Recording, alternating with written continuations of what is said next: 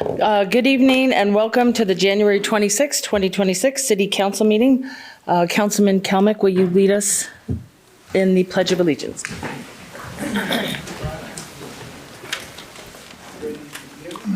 I pledge allegiance to the flag of the United States of America and to the republic for which it stands, one nation, under God, indivisible, with liberty and justice for all. Thank you. City Clerk, will you please take roll? Yes, Mayor. Councilmember Kalmick. Here. Councilmember Senegal. Here. Councilmember Steele. Here. Mayor Pro Tem Wong. Here. And Mayor Landau. Here. All present. Thank you. Okay, now on to presentations. It is the International Holocaust Remembrance Day, January 27, 2026. The United Nations General Assembly passed a resolution in November of 2005 to designate the 27th of January as the International Day of Commemoration in memory of the victims of the Holocaust. This year, on International Holocaust Remembrance Day, the city of Seal Beach commemorates the 81st anniversary of the liberation of Auschwitz-Birkenau, the liberation of Auschwitz-Birkenau.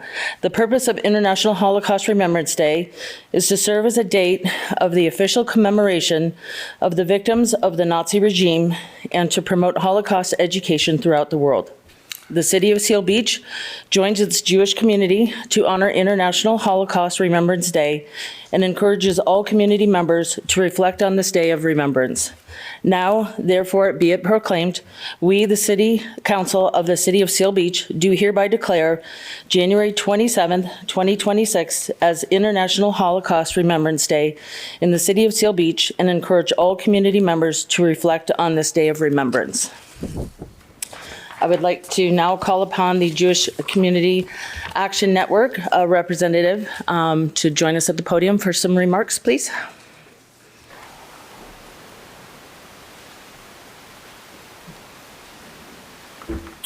Thank you so much to the council, the mayor. It's an honor to be here, and we are deeply grateful, especially in this moment, that the council would recognize this day. It's according to the latest reporting period. The report was just put out on hate crimes in Orange County. Hate crimes against the Jewish community for the last reporting period spiked by 71%. It's a frightening time, and that reflects not just in numbers, but we know there are kids in Orange County schools who are now afraid to tell their peers that they're Jewish. We know that some families didn't decorate for Hanukkah because they were afraid that their house would then be marked. And lest that sound like hyperbole, there was a house into which shots were fired in Redlands that was decorated for Hanukkah. So we are deeply grateful that people like yourselves in leadership recognize Holocaust Remembrance Day as a reminder of what can happen when good people don't stand up in the face of bigotry.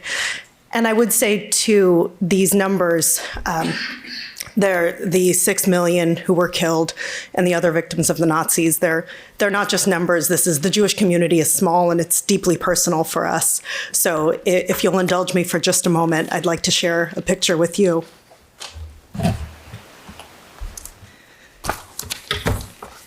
So this is Danny Hyman, surrounded by me and my husband, Mike. Danny was born in Germany in the 1920s. It was just before his 13th birthday that Kristallnacht happened, and I have his memoir with me here. He describes watching his neighbor thrown out the window in his apartment building. He lost a lot of people he loved. Eventually, his parents were able to find a place for him on a transport to get him out of the country. They had read the tea leaves, and he describes seeing his mother for the last time. And thank goodness now he is still alive. He is in the state of Israel, about to celebrate his 100th birthday, and is one of the most resilient, optimistic people I know. So for those people who are no longer around to help us remember, thank you for helping us remember. Thank you very much. Don't leave. Okay. Would you come with me? Oh, thank you. sitting or standing?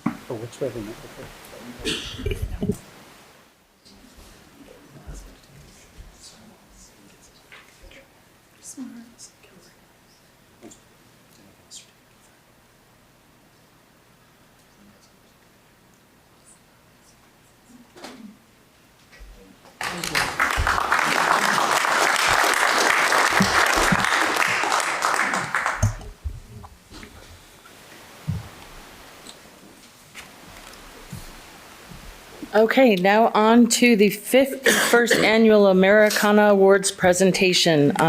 Cypress College Foundation Executive Director Howard Kumarin. Thank you so much. It's great to be here. And before she leaves, I was going to mention to you just one thing related to that, and it's related to the college, that Cypress College holds a Yom HaShoah event every year, if you haven't been there, which is Holocaust Remembrance Day. We're about to have our 11th Yom HaShoah event, which will be in April. We have more than 10 Holocaust survivors that will be speaking. And we have a Holocaust education initiative where we do presentations in schools. We have an educator's guide. We have a whole program related to Holocaust remembrance and Holocaust education. And we also have a gallery at the college with Holocaust survivors. So just related to those things, if people don't realize or understand, there are other organizations, and we're a very unique community college in that way. So. I've been, and it's fantastic. I agree. I've been as well. Thank you. So I want to thank you so much for having me here today to talk about Americana and the Americana Awards. Is that the remote? Should I?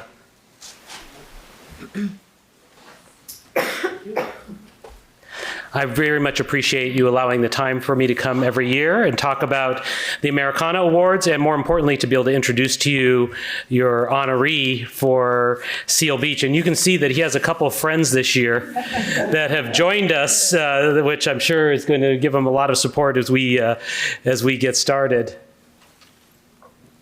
Maybe someone can click it from the computer. I'll be the bigger. Okay, thank you. That'll work out better. First, let me just tell you quickly a little bit about Americana and how we got started, especially here as we're entering our 250th year as a nation. Americana Awards started in 1976. A lot of people don't know that, when then President Ford put out a challenge to the community and community organizations to put on events to celebrate the bicentennial and to celebrate citizens in the community. And Cypress College took up that challenge at that time, and that's when we started Americana, originally in our theater, a small event just to recognize the Citizens of the Year and a Person of the Year. And what started as a small community organization, small community event to recognize those citizens for the bicentennial has now grown to an event that has more than 600 people and raises more than $600,000 for Cypress College students. The three purposes of Americana are to raise money to support our programs and our students, and I'll talk about that a little more in a moment, to bring notoriety and recognition about the college and things we do, and then most importantly, to be able to recognize Citizens of the Year in the 8 cities that we work and that are where we educate students, which includes Seal Beach. Next slide, please. Thank you very much. Well, first off, I want to thank the city for your continued support to have a basket with auction items, to attend the event and help us to promote Americana and to recognize your citizen. I also want to thank your city committee that selects your honoree every year, and that's Scott Newton, Corey De Leon, and their entire Seal Beach City Committee that goes through all of the candidates, takes nominations, and then makes a selection and makes that recommendation to the Americana Committee to be able to recognize the citizen for each year. And as you see, the numbers speak from themselves. We have hundreds of students that attend Cypress College from the city of Seal Beach every year. We're about to start our spring semester coming up here very, very soon. And we raise a lot of money from Americana to help our programs. We give away more than $500,000 a year in scholarships and put back more than $1.2 million in other programs back to Cypress College to help our students to be successful. More than 50% of our programs are career technical education, like aviation, mortuary science, all of our health sciences, nursing, radiological tech programs, our aviation program. And then the other programs that we have help to educate our students to be able to transfer on to a four-year college.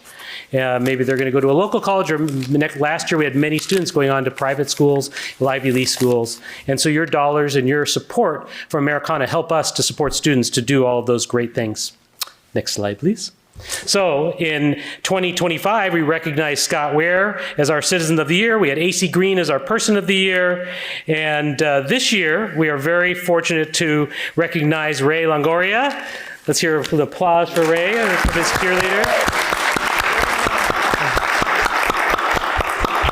Let me tell you a little bit about Ray. Ray has given more than 40 years of his dedicated service to the city of Seal Beach as a volunteer and community leader.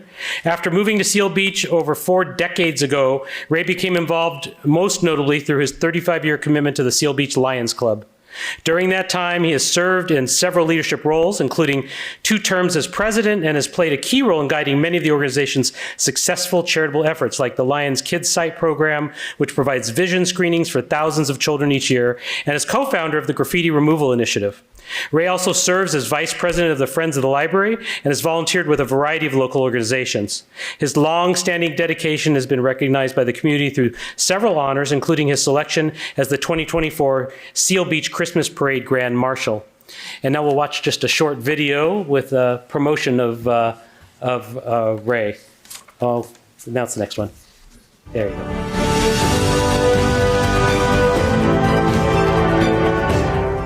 Hi, I'm Ray Longoria, Americana Citizen of the Year for the City of Seal Beach. Please join me on March 21st for the Cypress College Foundation Americana Awards Gala. So now you know you have to go because Ray says so. But of course, you're going to have to come to Americana to hear more about Ray and to see his amazing video and all of his accomplishments and all of our honorees. And now I'd like to invite Ray up to just say a couple of words and allow us to recognize him some more.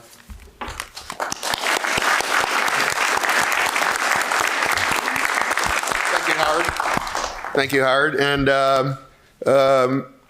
Mayor Landau and City Council and everybody that's here, welcome. I invite everybody to attend the Americana Awards on March 21st. It'll be held at the Westin Anaheim Resort, which is right across the street from Disneyland.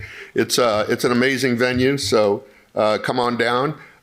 In my 40-plus years in Seal Beach, I've fallen in love with this town, and I put a lot of time and effort and treasury into supporting the town and a lot of the projects that the citizens and the Lions Club work on.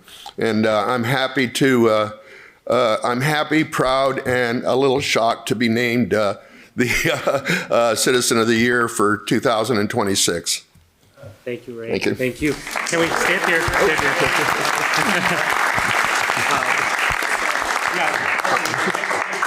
I also want to present to you, this is our 50th anniversary book from last year, one for you, Mayor Landau, and one for your library. Thank you very much.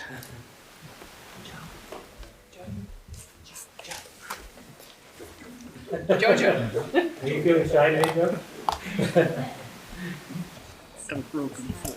Oh. Yes. Thank you.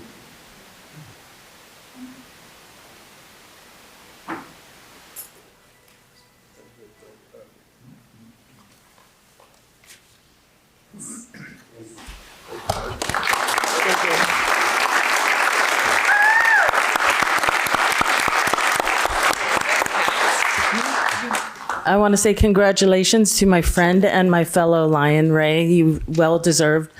Anybody that knows anything about the graffiti in town, when it's there and it's gone, it's mostly due to Ray and all of his efforts. So thank you for all that you do, Ray, and to the Lions. Thank you.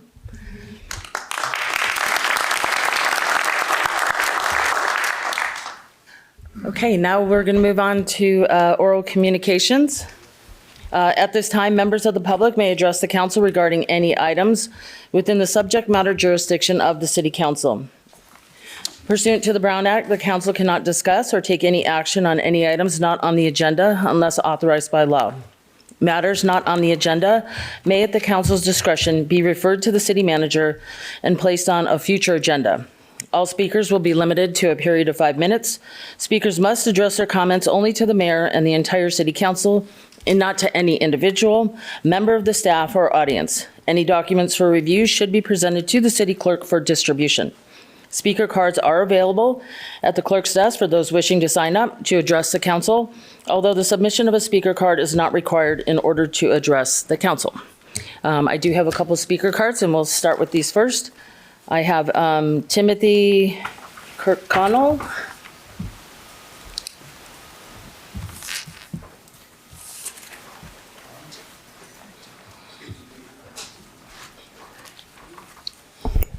Good evening, everyone. Good evening, Mayor. Good evening, City Council members. My name is Tim Kirkconnell. I am a recent move to the city of Seal Beach, and I've been following the agendas for a little while now, and one of the things I wanted to come forward was really to thank the City Council for putting the establishment of the advisory committees together for both the Olympics and the Business First Commission. I think that both of those are really solid, forward-leaning ideas to maintain the health of the community for a long term and taking advantage of opportunities that are rather unique coming up, particularly with the Olympics. I mean, very tight timeline on that, but it's one of those things where it's a kind of proactive motion that's really reassuring to have in city government. So I just wanted to thank you all for taking that position and say my only concern with it does seem like it might be a little bit small in the size of the commissions, but otherwise I think it's a really stellar idea and wanted to thank the council for that. Can you repeat that? What was small?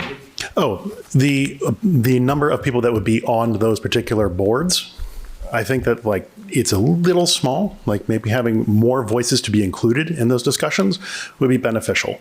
My background's in some larger private sector companies, and I would say that their business needs are different from smaller non-franchise businesses, and it would make sense to kind of have a broader range of voices in any of those discussions. So, And what do you see the optimal number being? between 7 and 12, somewhere in that range, I would say probably more towards like the 10 to 12. But I mean, ultimately, it's up to the city council to determine exactly what the right number is. Well, thank you for your input. We appreciate it. Thank you very much. Thank you.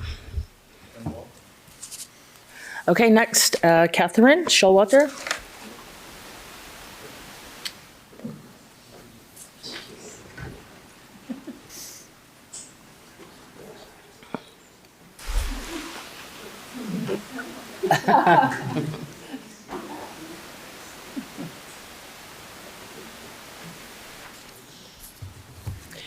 Good evening. I'm Catherine Showalter, resident of Seal Beach, College Park East. Good evening, Mayor Landau, Pro Tem Mayor Wong, and council members Steele, Senecal, and Kalmick. So my comments tonight relate to 3 items on the agenda that are intertwined in reality, although not obviously so on paper. The first one, item E on the consent calendar, the application for grant funds in regards to further improvements to the North Seal Beach Community Center in the Rossmore Shopping Center.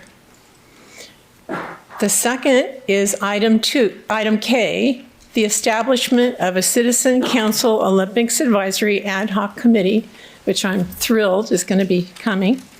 And then the third item that's related, that's all intertwined with those two, is item J, the receive and file the strategic planning session report that includes, quote, expanding strategic technology investments in the business plan. So what do they all have in common? As the Olympics Committee brainstorms ideas, let's not lose the funding opportunity to improve the North Seal Beach Community Center with technology improvements. One idea is to provide seniors with viewing the Olympics while eating their daily Meals on Wheels at the center. They do that in the afternoon for their lunch. At the present time, there is no mounted screen that could show the competitions for the Olympics.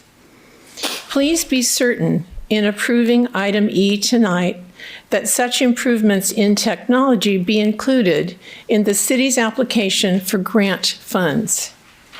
While we all need good lighting, sound flooring, and functioning bathrooms, adding technology is another important way to improve quality of life.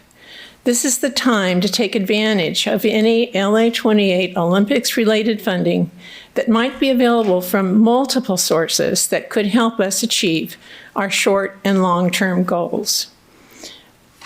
I think if we really open up our minds and get excited about all of this that could be happening, this is just one small example, but it could be an opportunity for multi-generational viewing during the summer months. Thank you. Thank you, Catherine. Is there anyone else that would like to address the council? Mr. Newton? I would love to. Madam Mayor, my name is Scott Newton. I am a proud Seal Beach Lion and have been around Seal Beach for, seems like, my whole life. A little bit about Ray, who is so busy he had to leave, but about graffiti removal. And you may not know the history of this. I'm going to give you a little history lesson. So in 2011, Sean Crumby, who was their director of public works, called me and said, there's some graffiti on the side of a building I won't name, but it's private property and the owners don't live here and the tenants don't want to deal with it, but they said fine. But as a city, we really can't deal with it. Could the Lions take care of that? So Ray Longoria and I got a bucket of paint, went over there, took a look at it, and painted that wall. We had to go get some more paint because we had the wrong color. And that was our first time we removed graffiti. But that opened our eyes to how much is around town. Very small things called slappers and little markings everywhere, and we couldn't believe how much there was. And so Lion Ray led Lions Against Graffiti, and he still does today. And for, it's been, 14 years, we've been cleaning up graffiti in Seal Beach. And graffiti is kind of like a cancer. If you get it out, if you remove it, then it tends to go away. Okay, it goes in remission. And if you get a new graffiti, then you take care of it quickly. Because these graffiti artists, and there's unfortunately some gangs that slip through the city, they add on to others. And so we've been very proud to do it. We still do it. Ray has a kit in his car. I have one, and many others have been deputized. And once or twice a year, we go out and do the big stuff. We get the rocks on the jetty. Quite frankly, the rocks that face Seal Beach. So the ones that look our way. So we have to go to Long Beach because we see that. We go up near College Park East. There's some stuff along the riverbed. Love to get on our bicycles and go up the trail. But it's both a fun project, but also a meaningful one. So it all started with Ray Longoria and myself, who said, here's a problem. The city came to us. We've taken it. And so we've been working with Southern California Edison, Republic Services, Orange County Transit. And so they said, go ahead, take care of it for us. And in fact, Republic Services gave us their paint for all their blue trash cans and said, you can beat us to it. So our goal is less than 24 hours. So if anybody needs graffiti removed, call Ray. Thank you.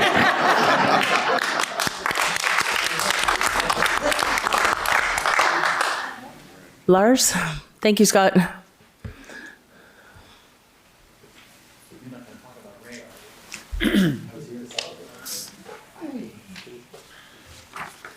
Madam Mayor, great to see you. Great to see everyone. I had no intention of speaking, but when I heard the theme of Olympics come up, I thought, oh, wait a second, that's my area of expertise. I was here to celebrate Ray, so congrats to him. I know he had to run. Vis-a-vis the Olympics, I'm organizing an event that benefits McGaw's Project Seek, which is a great program at my son's school. Little Max is in TK there, and it helps fund the art program and the STEM program there. So I've created a partnership between the Bay Theater, our beautiful Bay Theater on Main Street, and Project Seek, whereby they give $2 from every ticket sold back to Project Seek. So we did it for the holidays recently, which was a great event. And we're doing it again for 2 movies coming up with an Olympic theme. Miracle will be playing on February 1st at 12:30. And Cool Runnings will be playing on the day of the Olympic opening ceremony in Milano, February 6th at 2 p.m. And after each of those, we're going to have Olympians join us. We have an Olympic torch that we're going to have march down in the theater so that the kids can take a photo with the Olympic torch. and also with the Olympians that are there. I know Rachel Fatale is planning to come to the February 1st event, so she's bringing her 2 gold medals with her. So anyone that wants to join us and be a part of both the movies and meet our local Olympians, and if anyone has other local Olympians that they have ties to, I know there's so many in this community. The list of our Winter Olympic team just came out, and I think there's 26 from California that are on our winter team. I'll be going with my family to the Olympics. It'll be my family's first. We'll be heading over to Milano, and it's my 6th Olympics, and I've worked on 5 previous ones. So that also occurred to me as I just learned about this ad hoc committee. If I can serve on that, I'd be most honored to. I've worked with both the U.S. Olympic Committee, the German Olympic Committee, Special Olympics International, the DC Olympic bid, and I've worked at the Atlanta Olympics and the Sydney Olympics and the Salt Lake Olympics and organized the Olympic torch relay. And actually was just offered a job last night to work with LA 28. I have a family and many things going on, so we'll see if I have the bandwidth for that. But an ad hoc committee is certainly something I can do, and if that's the way I can serve Seal Beach, I'd be honored to. Thank you. And come out to the movies if you can. It'd be great to have you there. Thank you, Lars. Yeah, thanks. And you will be getting a phone call. Ken? Thank you, Mayor Landrieu. Thank you, distinguished council and first responders and our city staff. Wow, really interesting. I had hoped to speak right after Scott, but an opening for me. I wish he was still here. But so could you put the first slide up? Who's handling the slides? Oh, it's up. So speaking of graffiti, a couple weeks ago, our councilman, Ben Wong, mentioned the heroic efforts he and our great landscape crew in College Park West undertook to remove graffiti off the bridge in that area. That really was a heck of a lot of work, and we're very appreciative. 2 Saturdays ago, these markings, there's right in front of Edison Park, that says Toro there. And then can you keep going with the slides? It's all up and down College Park Drive. It's up by the bridge. It's at the College Park entry sign. There's the bridge. So I'll get to that. You can leave. That was the last one. You can keep showing them. It's on both sides of the street. It's in the Grove by the old tennis court. I wasn't I wasn't there, but members of our crew and then other College Park residents, we've talked to each other and such. And it turns out there was a Toro Underground employee there that they spoke with. And of course, I'm giving you secondhand, which those residents talked with me. And he indicated that they were a contractor with DWP, and this was related to the Haynes project. And they related to me that there is no franchise agreement, and some of them asked if there was a permit, and he said, apparently I wasn't there, that this was related to construction of the pipelines that's supposed to begin in March. So since then, I've sent communication to all the council members and Public Works Director Iris Lee, who responded very quickly and very appreciative of her looking into this. Apparently, to my knowledge, there was no permit, and also there's no franchise agreement. And it's going to take too long to go into all the details. I put it in the written communication emails to you all, and I'm available if anybody wants to talk about it. To my knowledge, our representatives and city staff were not notified. I don't have all the information. Residents were not notified. So I don't think these are appropriate markings. This might as well be graffiti. Toro is a big underground construction company contracted by DWP. You can show the last slide. I just went on their website. So this is just an example. Some of these wouldn't apply to us, but some of them actually might really reflect what we're facing with the trenching when it comes into Seal Beach. If it does, into College Park West. So I think, and other residents in College Park West feel this is really not right. And there should be some accountability and also some consequences, even if it's just a letter from our city. This has happened before, not the exact same scenario. Last year with a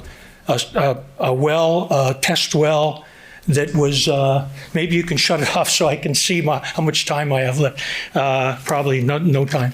But with the test well that was sunk, that was a little different situation. We weren't notified, and the permit situation was a little more complicated because it was on state right-of-way, but it still was in city of Seal Beach city limits. So, these white markings, I took the picture down, but these white markings are actually called white lining. This is, if you look it up, under the standard uniform, at least in California, underground markings for utilities, it means proposed excavation and construction. The other colored markings happen after they mark out the route and alignment of what they're proposing. My communication with Public Works Director Lee indicated, Long Beach said they were doing some utility exploration, but 30 nothing seconds, else is planned. Excuse me? 30 seconds. Thanks, Ben, for reminding me. So that's that there will be no more work there. So it looks like this was purely a routing alignment for the pipelines. And I'm not really sure how, because once the alignment is put down, then they do the other exploration, and it doesn't look like they're going to do that. So anyway, to be continued. I'll be back next time to continue to talk about Haynes Pipelines. And thank you very much. Anybody, feel free to contact me. Thank you, Ken. Thank you, Ken.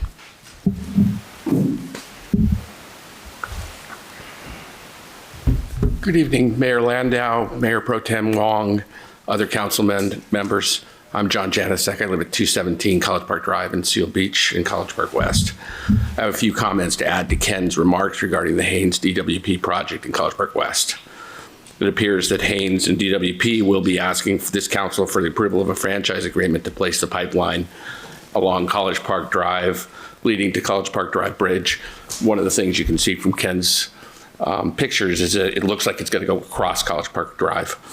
As you undoubtedly know by now, the bridge is the only access to the 305 residences in College Park West. I want to add a couple other comments and observations. I understand that there's some people in the council who may think that working with City of Long Beach for the cleanup of the San Gabriel River is a good idea. Having lived in College Park West since 1965, the San Gabriel River is also important to me. I believe I may be one of the few who actually walked across the river by the bridge, had my dog swim under the bridge when I was younger, and having jumped off the Marina Drive Bridge when I was really much younger. As has been disclosed to the council, there are the following issues with the bridge. The bridge is shown as being structurally deficient, and there's a VGO gas pipeline attached to the bridge. For your reference, VGO is an extremely hazardous and toxic substance. DWP has indicated the bridge is scheduled to be retrofitted sometime after the new pipelines are attached. As a real estate lawyer, I can assure you this runs counter to fundamental development practices, and that a government authority generally wants to confirm that a developer does the infrastructure work prior to the actual development work. It's a little bit like eating your vegetables before having your dessert. Moreover, from an environmental standpoint, if the council doesn't condition the retrofitting of the bridge, the pipelines upon getting the retrofitting, the council is running a substantial risk that either A, the bridge will collapse, or B, the VGO pipeline will be compromised. In either event, there'll be a catastrophic environmental event that could impair the San Gabriel River for decades, if not permanently. In other words, if there's a desire of the council to improve the environmental condition of the San Gabriel River, this project runs counter to that ultimate goal. Ultimately, if the project seems to have little, if any, benefit to the city of Seal Beach, and in fact may create a substantial risk to the city of Seal Beach, including the environmental contamination and including a potential $1 billion claim for inverse condemnation for the College Park West residents if the bridge collapses or if the VGO pipeline has an issue. I again ask that council instruct staff and city attorney to prepare for the day that the franchise agreement is presented to the city so that you're fully advised when the time comes. Thank you again. Thank you, John. Very much.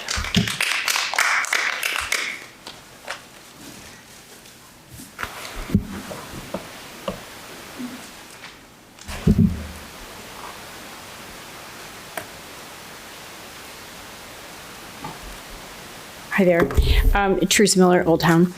I have two things I want to just talk about briefly, but I'll start with the second thing first, which is that it's really exciting that we're going to move forward with the Business First and Olympics advisory committees. Limiting each to the 5 or 7 members is too restrictive, and I strongly urge the council to expand the numbers to include especially for the Business First, actual stakeholders, meaning building owners, business owners, and residents who can offer real-time insights, historical context, and valuable input based on their direct experience. I think we need to just kind of think about that. The other thing I want to talk about is last council meeting, I referenced the City of Orange to draw a parallel between the recent financial trajectory and one that we appear to be emerging on for Seal Beach. This was not meant as a criticism, but as a constructive example on how another city addressed its fiscal concerns and resident transparency issues before they became unmanageable. I sent an email out and I got one reply from a city council member. Thank you. The City of Orange made a deliberate decision to proactively engage in an independent consultant to conduct a comprehensive financial and fiscal health assessment to see where they were financially. This engagement was designed as a broad fiscal diagnostic and strategic advisory review, providing clear understanding of the conditions, the structural conditions, and informing actionable corrective strategies. I think that's a big one. That means going forward. Tonight, we're going to hear a first quarter budget recap covering July through September, even though we are midway through this fiscal year. While delays in financial reporting are understandable, the broader issues, budget pressures, reserve levels, deferred maintenance, and other competing priorities remain just a talking point. We're looking backwards, not forwards.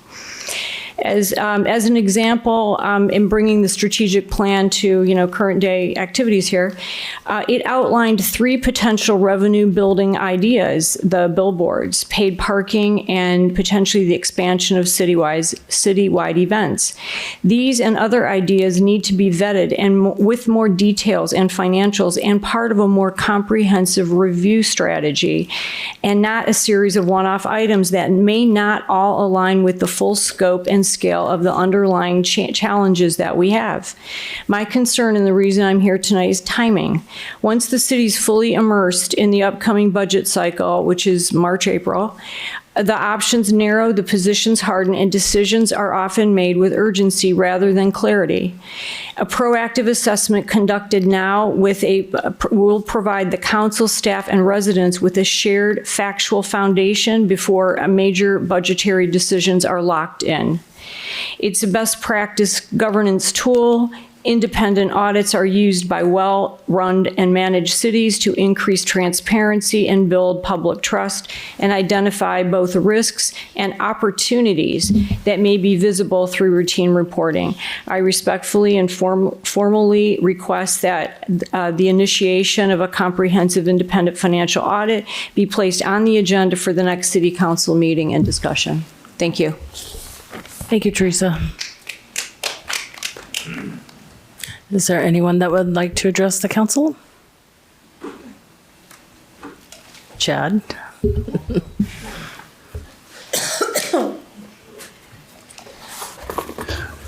Good evening, Madam Mayor, Pro Tem Wong, council members, chiefs, Gloria and Diosa. I have lived now in Old Town since 2008. It's a pleasure to be here in Seal Beach. I love Seal Beach. I am the founder and president of Seal Beach City Rotary. 2 weeks ago, we had the pleasure of hosting Chief Henderson upstairs at Waltz Wharf. We had 25 in attendance. If you haven't been upstairs yet in Waltz Wharf, you need to be. It's amazing. They did a really good job with the construction, and they took their time, and it looks fantastic. And they did a great job of taking care of us. Tomorrow, we will be back at the Country Club, and we will be receiving Chief Joe Bailey as our guest speaker, giving us a year in review for 2025. At the last meeting with Chief Henderson, we were able to provide him, you see he's wearing a lapel pin, and it is the Archangel Michael's wings, and which I did a little bit of research and found out that Archangel Michael was the patron saint and protector of law enforcement, military, and all first responders. So it is by no coincidence that our chief of police is Michael and has been placed here in Seal Beach to protect us and take care and serve.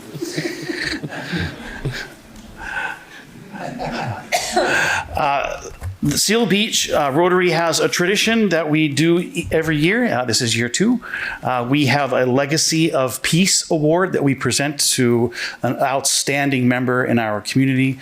It's the Legacy of Peace because it's presented from one person to the next, and that person chooses who it goes to next. So Michael received it last year, and I'm just going to read a little bit about it. The Legacy of Peace Award is bestowed on peace builders who have demonstrated through their exemplary leadership and enduring impactful commitment to the enhancement of peace in our community. And from now, I would ask Chief Henderson to come up and say a few words about this year's recipient. Thank you, President Berenguer. First things first, I'm not a saint, so let's just get that out of the way. I do want to give a shout out to the Lions. Their anti-graffiti program is tremendous. It's really a benefit for the police department. I don't know if we can put a dollar amount on it, but it's just a tremendous resource that we have. When we go out and take these reports for graffiti, we're always saying, and then the Lions will come and paint over this. And so it's really just a great partnership that we have with the Lions. So thank you so much for that. So last year, Chad asked me this year to nominate someone for this award, and I immediately had a name jump to mind, and I have not thought about anyone else since, and that was my friend and colleague, Chief Joe Bailey of the Marine Safety Department.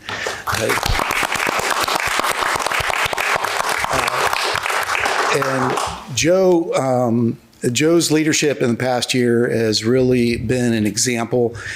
His department suffered 2 emotionally devastating incidents with personnel that were a part of his department.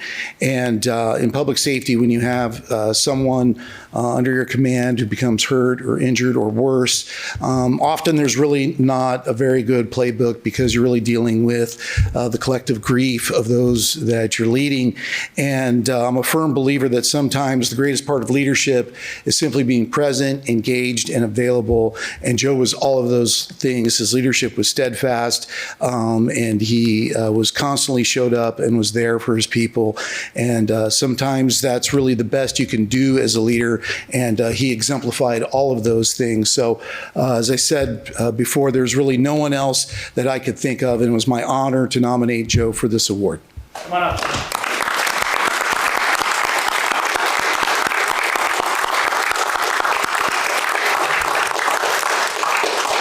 Thanks, Mike.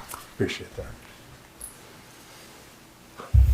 Good evening. I didn't know this was happening tonight. So I just want to say thank you to the Rotary and Chad, and for the nomination from Chief Henderson. He brought up, had a tough year last year, and it wasn't just me. Clearly, the whole city staff came together. We had so much support from everyone at City Hall, the police department, everyone to help us get through it. And we're still obviously dealing with it, but I just wanted to say that I appreciate the nomination, and I would be remiss if I didn't mention the rest of the staff here and the support that the department got from everyone in the city and the public, really. And so that's what I have to say tonight. Thank you. Great. Let's get a picture. Yeah, okay.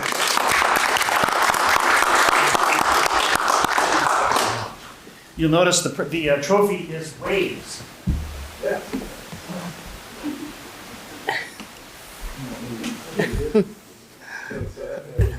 She'll put you in the right spot right there.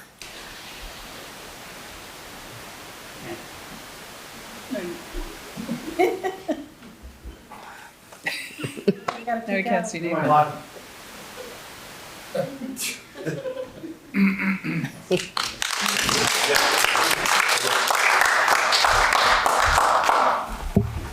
says I have 2 minutes left. Just kidding, yeah. Thank you, Chad.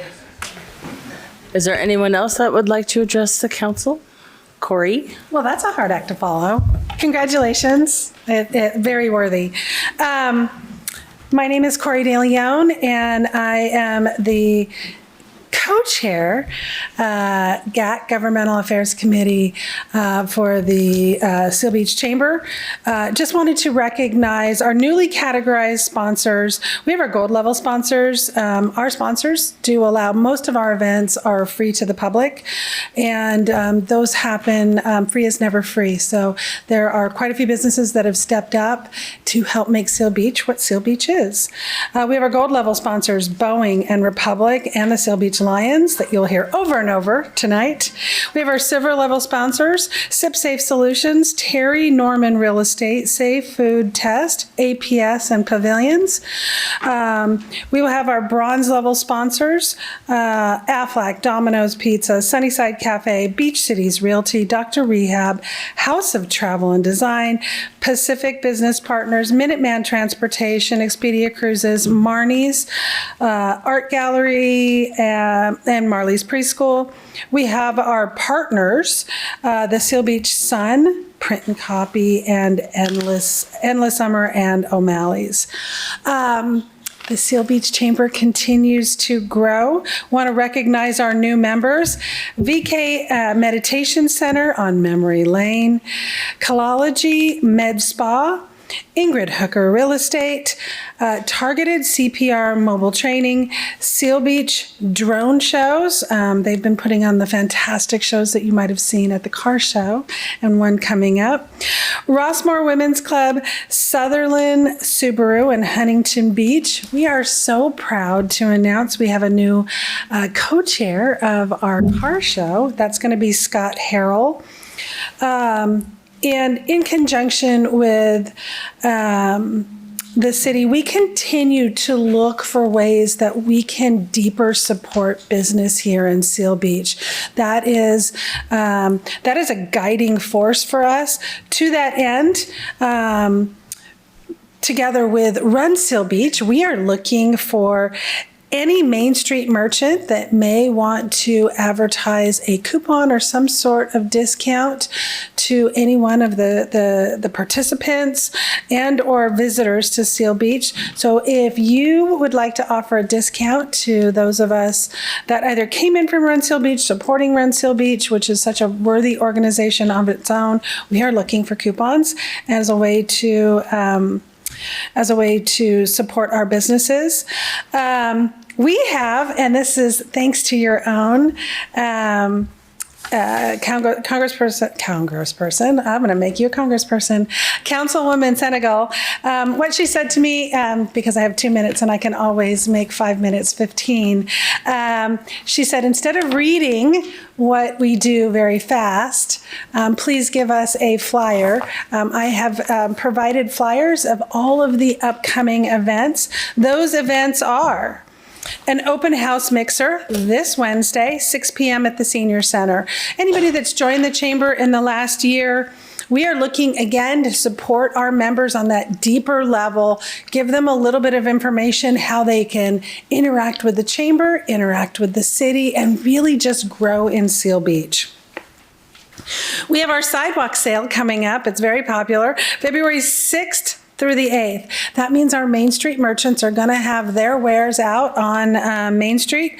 And then one of my favorite, most underutilized things at the city, pop-ups on the pier, is going to be February 7th. If you have a business that it doesn't necessarily have brick and mortar, but you're doing business in Seal Beach, we have an opportunity to have you have a pop-up right there on the pier to garner that kind of traffic. We are here to support all business in Seal Beach. That's going to be 11 a.m. to 3 p.m. at the base of the pier. We have our networking breakfast February 12th, 7:30 a.m. at O'Malley's. Let's do lunch for anybody that doesn't want to wake up at 7:30, or if you do and you just want to do a little bit more networking. February 18th at 30 seconds, Marnie's. Told you I could take it long. Meet the mayor. So those of us that know the illustrious and honorable Mayor Landau, if you'd like to get a one-to-one conversation with her, that's going to be February 26th at Marnie's. I believe we're going to have a State of the City. And then I can't encourage people enough to come to the March 21st Americana Awards. Thank you so much for your time. I appreciate it. Thank you, Corey. Is there anyone else that would like to address the council? Okay. We are now moving on to the approval of the agenda. By motion of the City Council, this is the time to notify the public of any changes to the agenda and/or rearrange the order of the agenda. Does anyone want to pull a consent calendar item? Mayor, I would like to pull D and F for discussion, no staff presentation. D and F?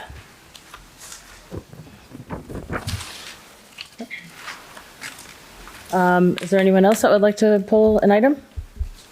Okay, I would like to pull item G.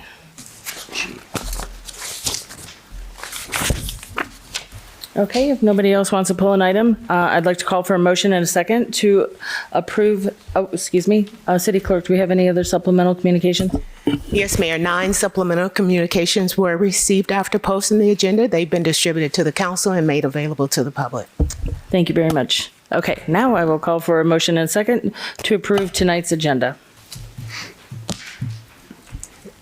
It's been moved by Mayor Pro Tem Wong and second by Councilmember Senecal. Please cast your vote on your iPads. Motion carries 5 votes yes. Thank you. Now moving on to reports. City Attorney Aguirre, do you have anything to report?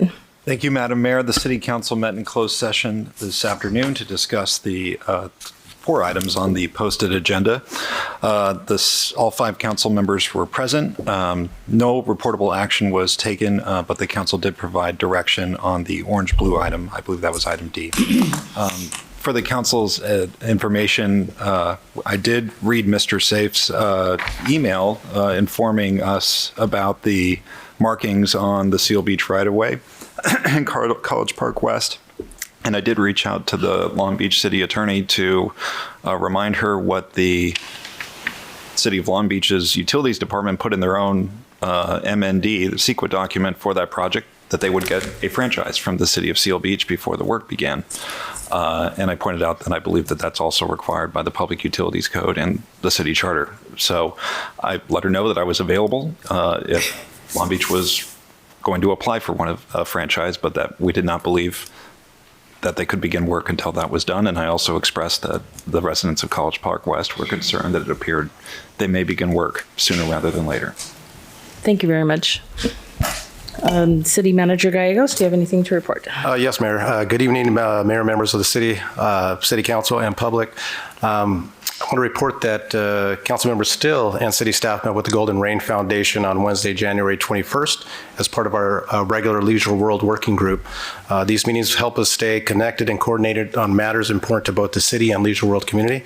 And we really feel really grateful that we're able to meet with the board and members of Leisure World. It's really energizing to be able to be up there and work on behalf of seniors that especially are in need. In addition, city staff will also be attending the Chambers House Open House Networking event, which was just mentioned on Wednesday, January 28th at the Mary Wilson Library Center, located at 707 Electric Avenue. The event begins at 6 p.m. And again, this is a great opportunity to connect with local businesses, community members, and chamber representatives. So that's a great event. And finally, I'm very pleased actually to announce, to welcome our new Human Resources Manager, Michael Peterman, and introduce him to the council and the public. If I could just provide some brief background. Why don't you come up, Michael, and we'll have you up. Michael brings more than 20 years of human resources leadership experience with a strong background in California public agencies. He previously served as Director of Human Resources, Safety, and Training for the Orange County Sanitation District, where he worked closely with executive leadership and the Board on Labor Relations. He also served as Human Resources Manager at the Orange County Water District, overseeing core HR, safety, and employee development functions. Most recently, Michael served as President and CEO of the California-based manufacturing company, where he managed human resources, labor negotiations, compliance, and organizational culture, bringing a well-rounded, practical perspective to people management and leadership. Beyond his professional career, Michael has been deeply involved in youth sports and community programs for many years, serving in coaching, board leadership, and volunteer roles, supporting local leagues, schools, and nonprofit and fundraising efforts. We're pleased to have Michael join the City of Seal Beach and are excited about the experience and leadership he brings to our organization.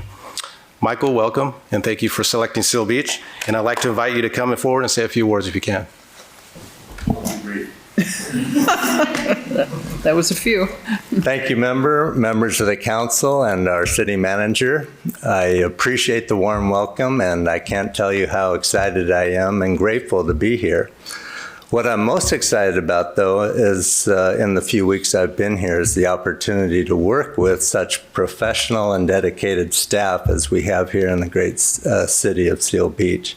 And I can't wait to get started. Thank you. Thank you.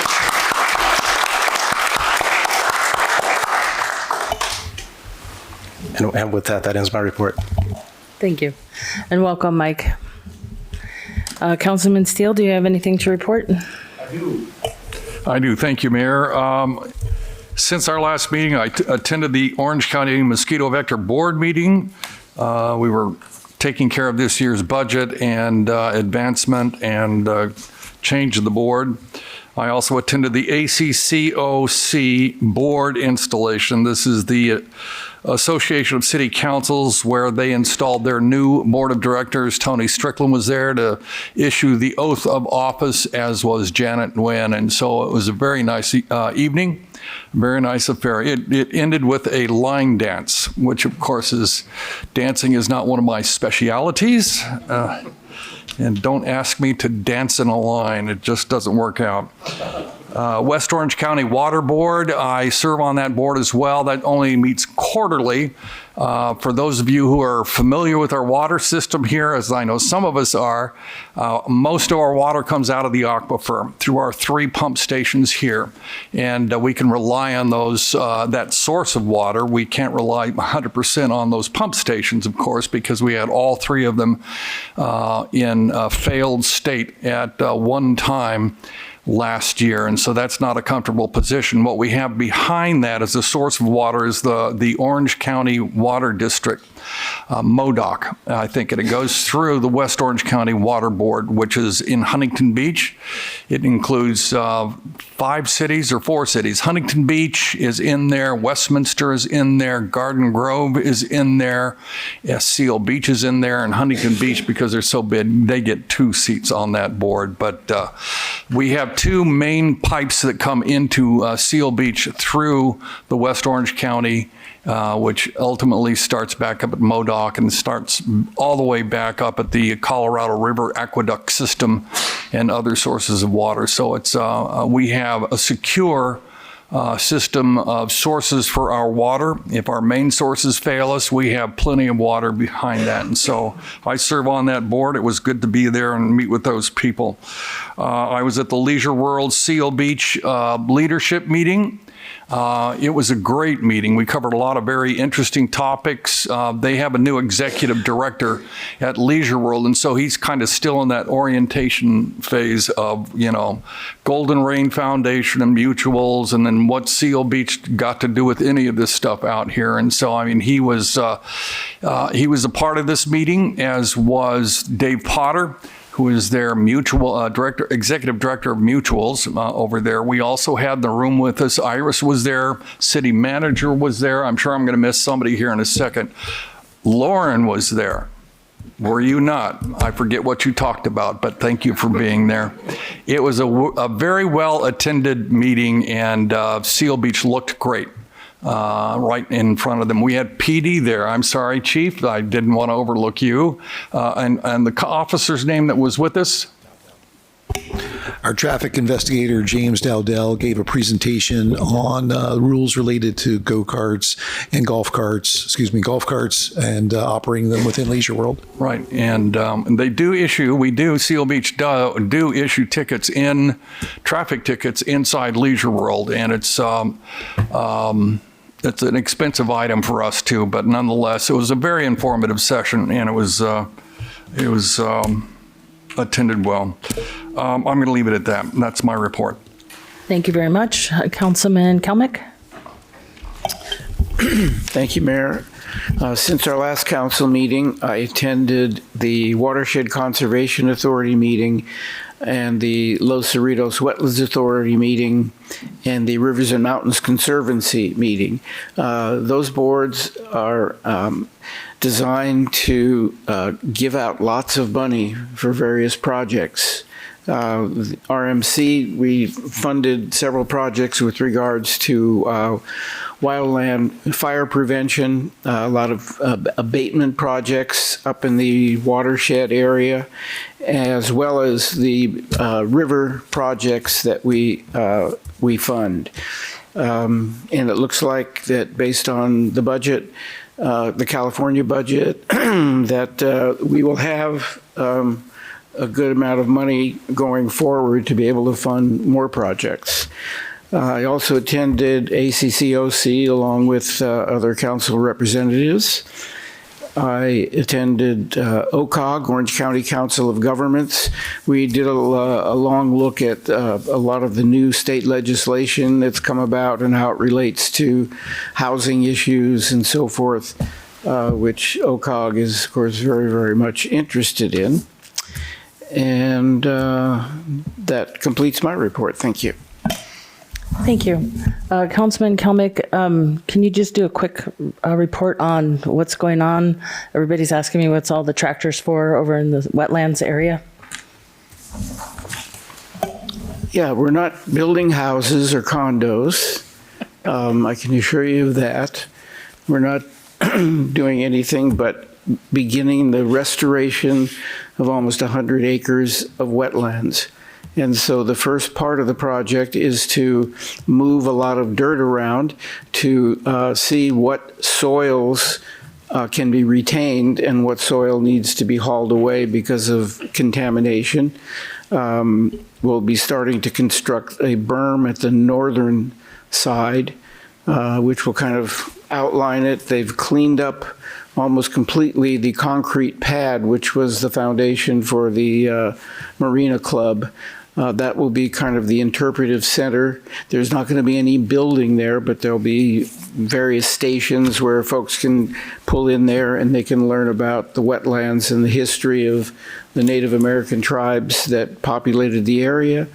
And we hope to, probably by the early part of 2028, to be completed.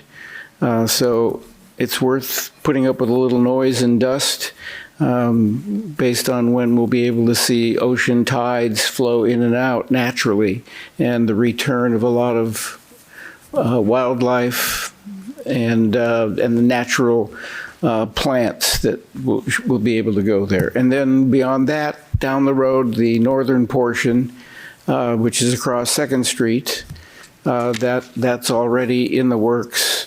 We completed a land swap deal with the property owner, the oil company, and they have begun abandoning all of their oil production. They'll be taking out all of the wells and pipes and everything else in exchange for a 5-acre parcel over by the pumpkin patch, where they have the pumpkins. And their plan was to move a drilling operation over there on the small 5 acres and slant drill back into the pool of oil. However, because they get what are called mitigation credits, and they have a mitigation bank, which means that they can sell environmental credits to a corporation or to an entity that is going to find it difficult to comply environmentally in order to get a project done. And now, because of that, they're not going to do any more oil drilling. In fact, the building and the property is up for sale, as a matter of fact. So, but the bottom line there is that they're committed to the restoration of 154 acres of wetlands. So eventually we'll have over 300 acres of restored wetlands that in most of our lifetime here. Thank you. Thank you very much for that. Councilman Senecal? Sure, thank you.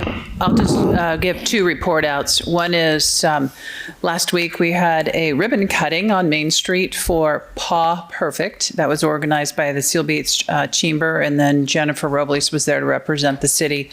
And what a great store. Lots of dog and outfits for your animals and jewelry and just the cutest outfits. And the store was wonderful. The owners just love the city. They're so thrilled to be here. And we had a great opening for them, and we wish them a lot of luck and a big warm welcome from our city to them. So wanted to mention that. The other one is the League of Cities. So California League of Cities. So for Seal Beach, we have two memberships to two organizations that track state legislation. One is ACCOC, which is Orange County cities based. The California League of Cities represents 483 cities within, it's a statewide focus.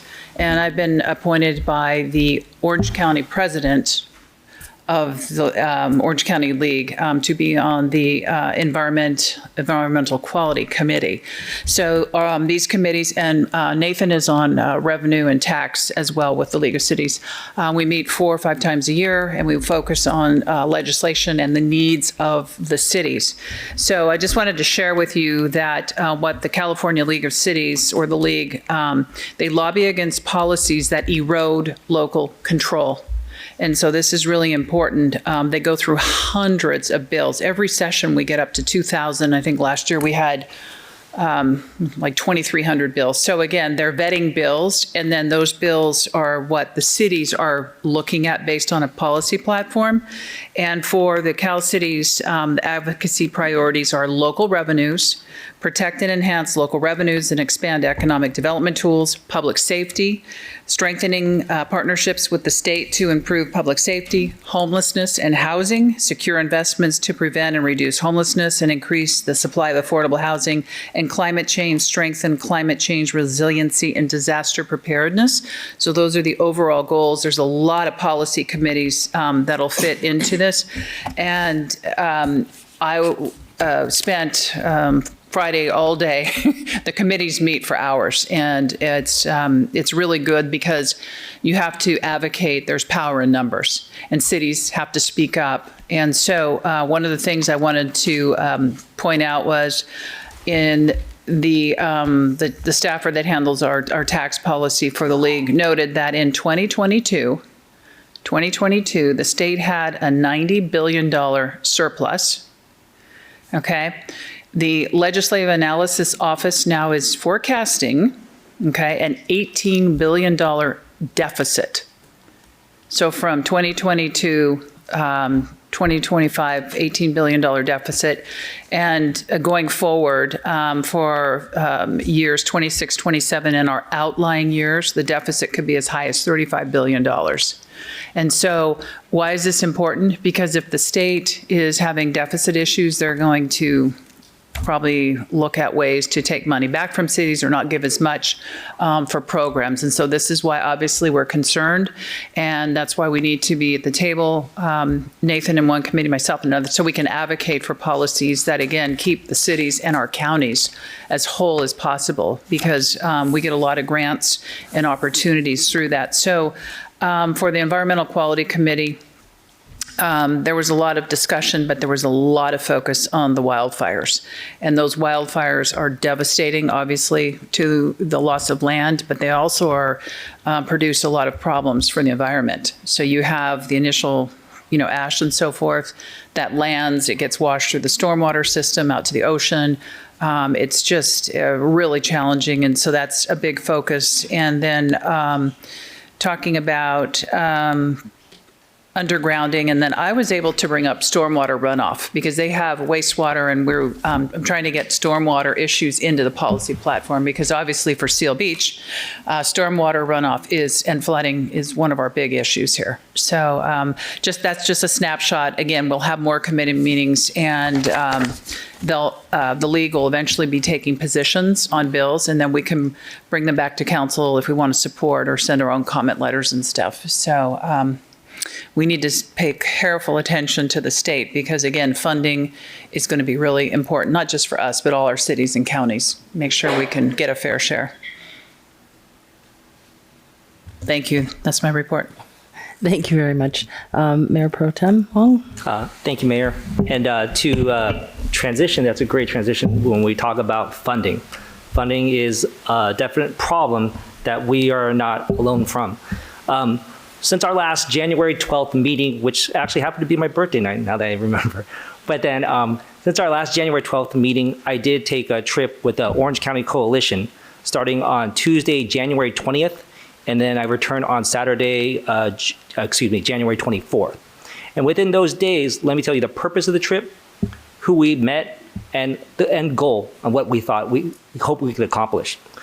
For Seal Beach specifically, we're a small city of 25,000 yet. So representation, any chance we get, is very important, right?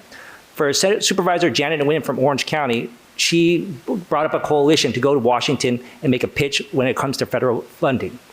And so there I was able to join that coalition. And then what I learned very quickly is that when a congressman or the senator says you have 30 minutes, it's a hard 30 minutes, and they're gone. And so to try to even wrangle a few moments away from that 30-minute allotment from the supervisor, as well as others, is huge. And let's just say I took as much time as I could, right? The 4 topics that I basically tried to represent, or in some ways sell Seal Beach, was starting with sand replenishment. And so just to give you everyone a little bit of a backdrop on our history with sand replenishment, we have erosion, right? With all the dams and all the San Gabriel River, what used to be sand that would come from the mountains that would feed eventually into the beaches are no longer passing through. And so as a result, we are suffering very much so from sand erosion. So this is an Army Corps of Engineers project to both replenish the sand. And so believe it or not, the Army Corps of Engineers have designated this as stage 13. Stage 13 was in 2000. And then with the Army Corps of Engineer plans, they said we have to have at least sand replenishment every 5 years.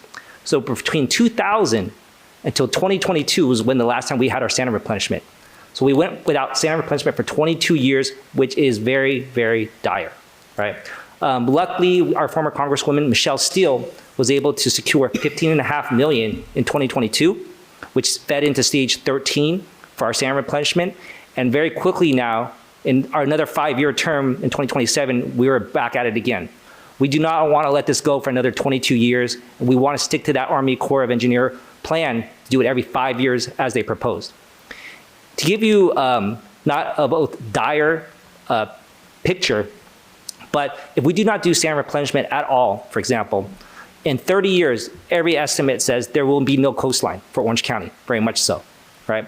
And this sand replenishment both benefits Seal, and as a result also benefits Huntington Beach and Newport Beach. It's not a cheap project. And just for example, that $15.5 million that former Congresswoman Michelle Steele was able to secure in 2022, $15.5 million, mind you. This plan right now that we're trying to get in 2027, it's gonna cost $68 million. $68 million. Out of that, we're hoping to get $46 million from the federal government to basically help us that will both benefit Seal Beach, Huntington Beach, and Newport Beach. Right? And so we're hoping to get it within the next 26-27 budget, which is why the purpose of this trip was so important. What I also learned is that budget season for the federal government is coming up. It's in March. And that's why it was very important to get in front of them right now and to stay in front of them in March so that they can put it in part of their budget. And there's no other additional earmarks that need to be done. And hopefully we could get it passed. So the big thing was for sand replenishment, which was a big ask, was about, again, $46 million that we're asking for federal funding to help both Seal Beach, Huntington, and Newport Beach. The second part then specifically was for Seal Beach, comes to our lifeguard station and police substation. As many of you might know, our lifeguard police substation was built in the 1930s.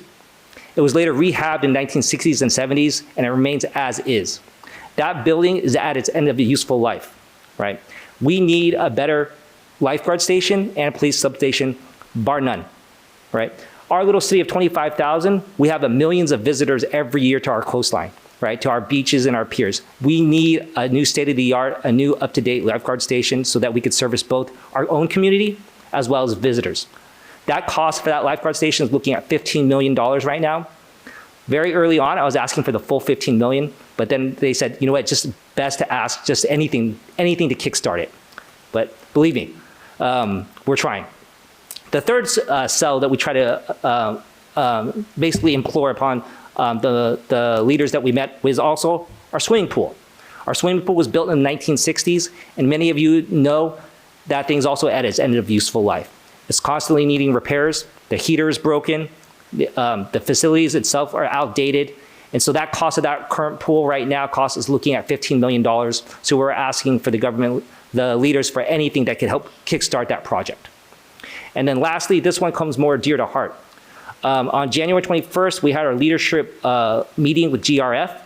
And I spoke with GRF earlier, as well as city staff. And unfortunately, I would not be able to attend that January 21st meeting because I was trying to work on something specifically that would benefit Leisure World, which comes with our meetings with FEMA and other Congress leaders. And this regards the COVID vaccination reimbursement. If many of you don't know, in Leisure World, we have an active senior community.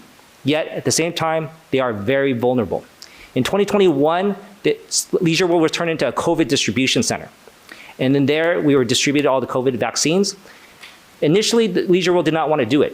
What happened was FEMA asked specifically if Leisure World would do it, and FEMA said, we would reimburse you.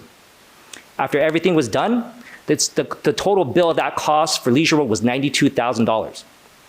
Now, our average age of the Leisure World citizens are 74 years old. Many of them are much older than 74 years old. Well, after all the distribution of the COVID vaccination in 2022, in January of 2022, is when we started to seek reimbursement. Well, we went to FEMA. FEMA says, go talk to Sacramento. Sacramento said, talk to Orange County. Orange County ultimately says, no, you have to go back to FEMA.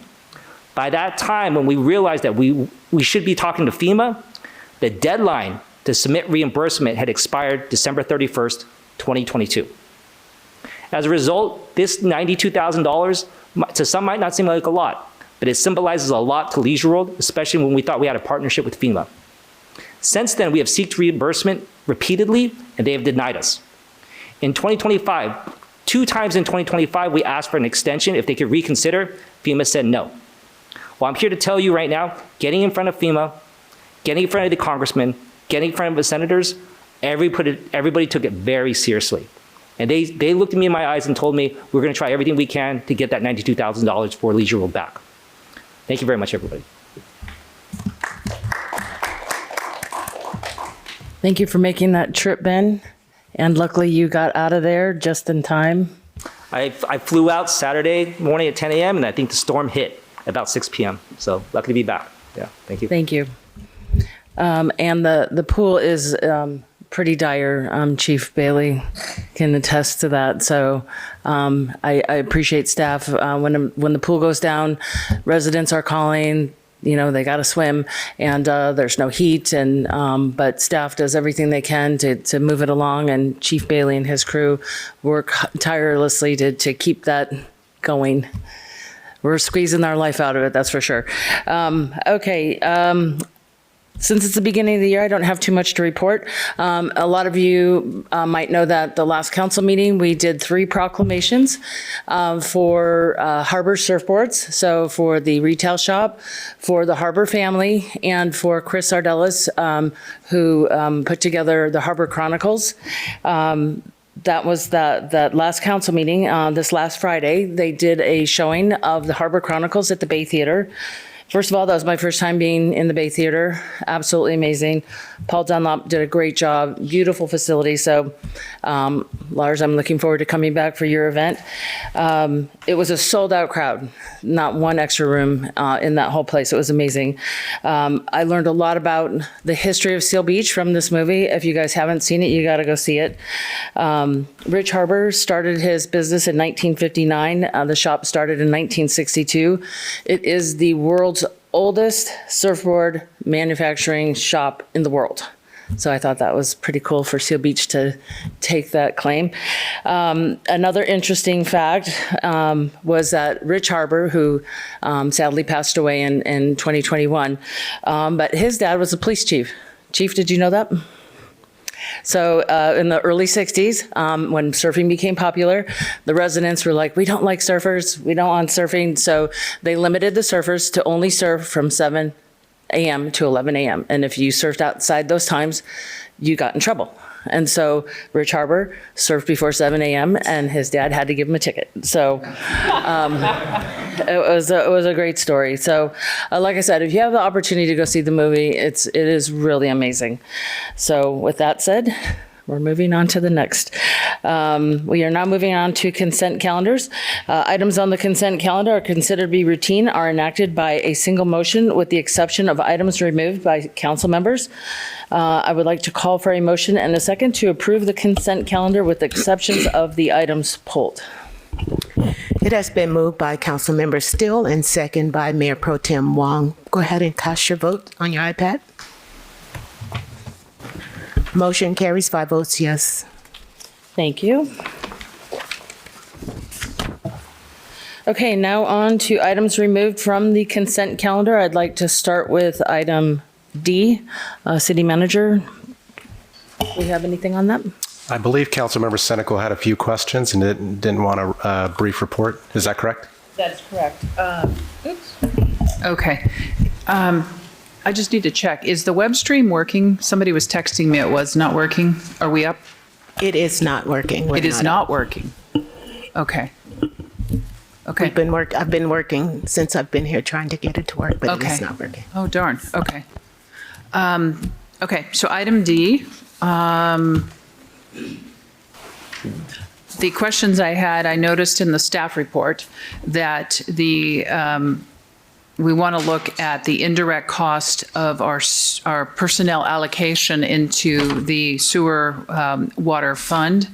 And so my question had the vendor that you've selected, what is their method to determine this personnel allocation? And their name is ClearSource. I just wanted to know about what is the methodology they're using to inform us. And then again, talk about automated real-time, near-time after we finish that. So.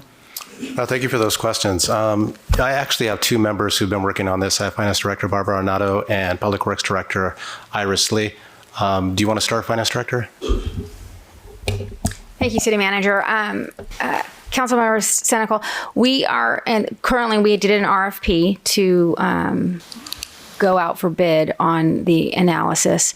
And this group is meeting with staff now. It's meeting with finance to determine how we currently allocate costs and then how we can allocate cost in the future. So they're working with departments. They are going to come back and present in front of council their findings and different opportunities for the appropriate way to allocate those funds. And Councilmember Senecal, if I may add to Director Arenado's summary, this cost allocation plan is water, sewer, and streets as well. So staff has, as Director Arenado has mentioned, staff has been working with ClearSource on this methodology. Currently, as we stand, we are in the fact-finding stage to understand the background and operations of our city. So the methodology is going to be fleshed out as in the upcoming weeks, and be happy to report back at a later time. Okay, so the fact-finding, so at this time, we are not automated with how we allocate real-time staff to those 3 areas, water, sewer, and streets. We're not automated. No. If you mean by automated, meaning? Meaning you're using a a table that has estimates of how much time somebody would, so would this be a time study? Like they're going to sit next to somebody and see how much of their real time is used? Or is this going to be another summary of, it should be 20% for this category, that? From what we understand, it's not going to be a time stamp, if you will, each time somebody is tracking resources that are going to be allocated towards those three different disciplines.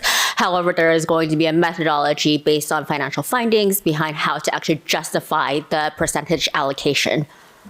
Okay, so they're going to give, as part of your fact finding, you'll eventually, you're intending to bring back a recommendation based on their best practices. So we're not using a computerized allocation. So if somebody logs in and says, I'm going over here to handle an emergency street repair, so then they log their time in.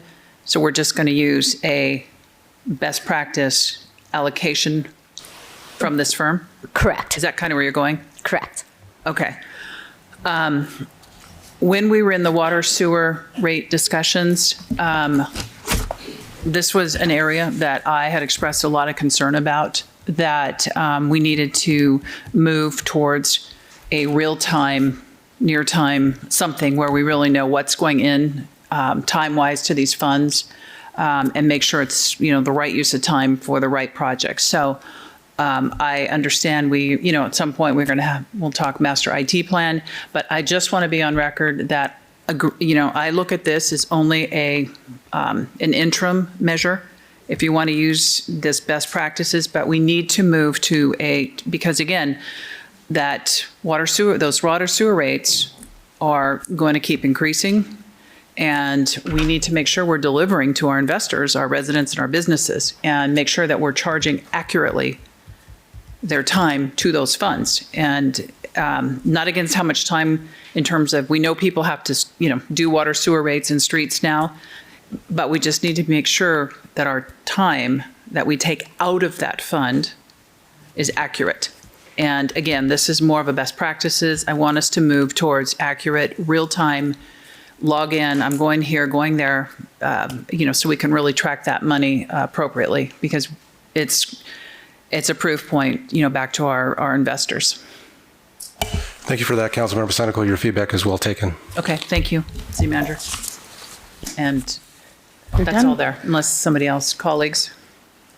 Nope. Okay, I'd like to call for a motion in a second to approve item D.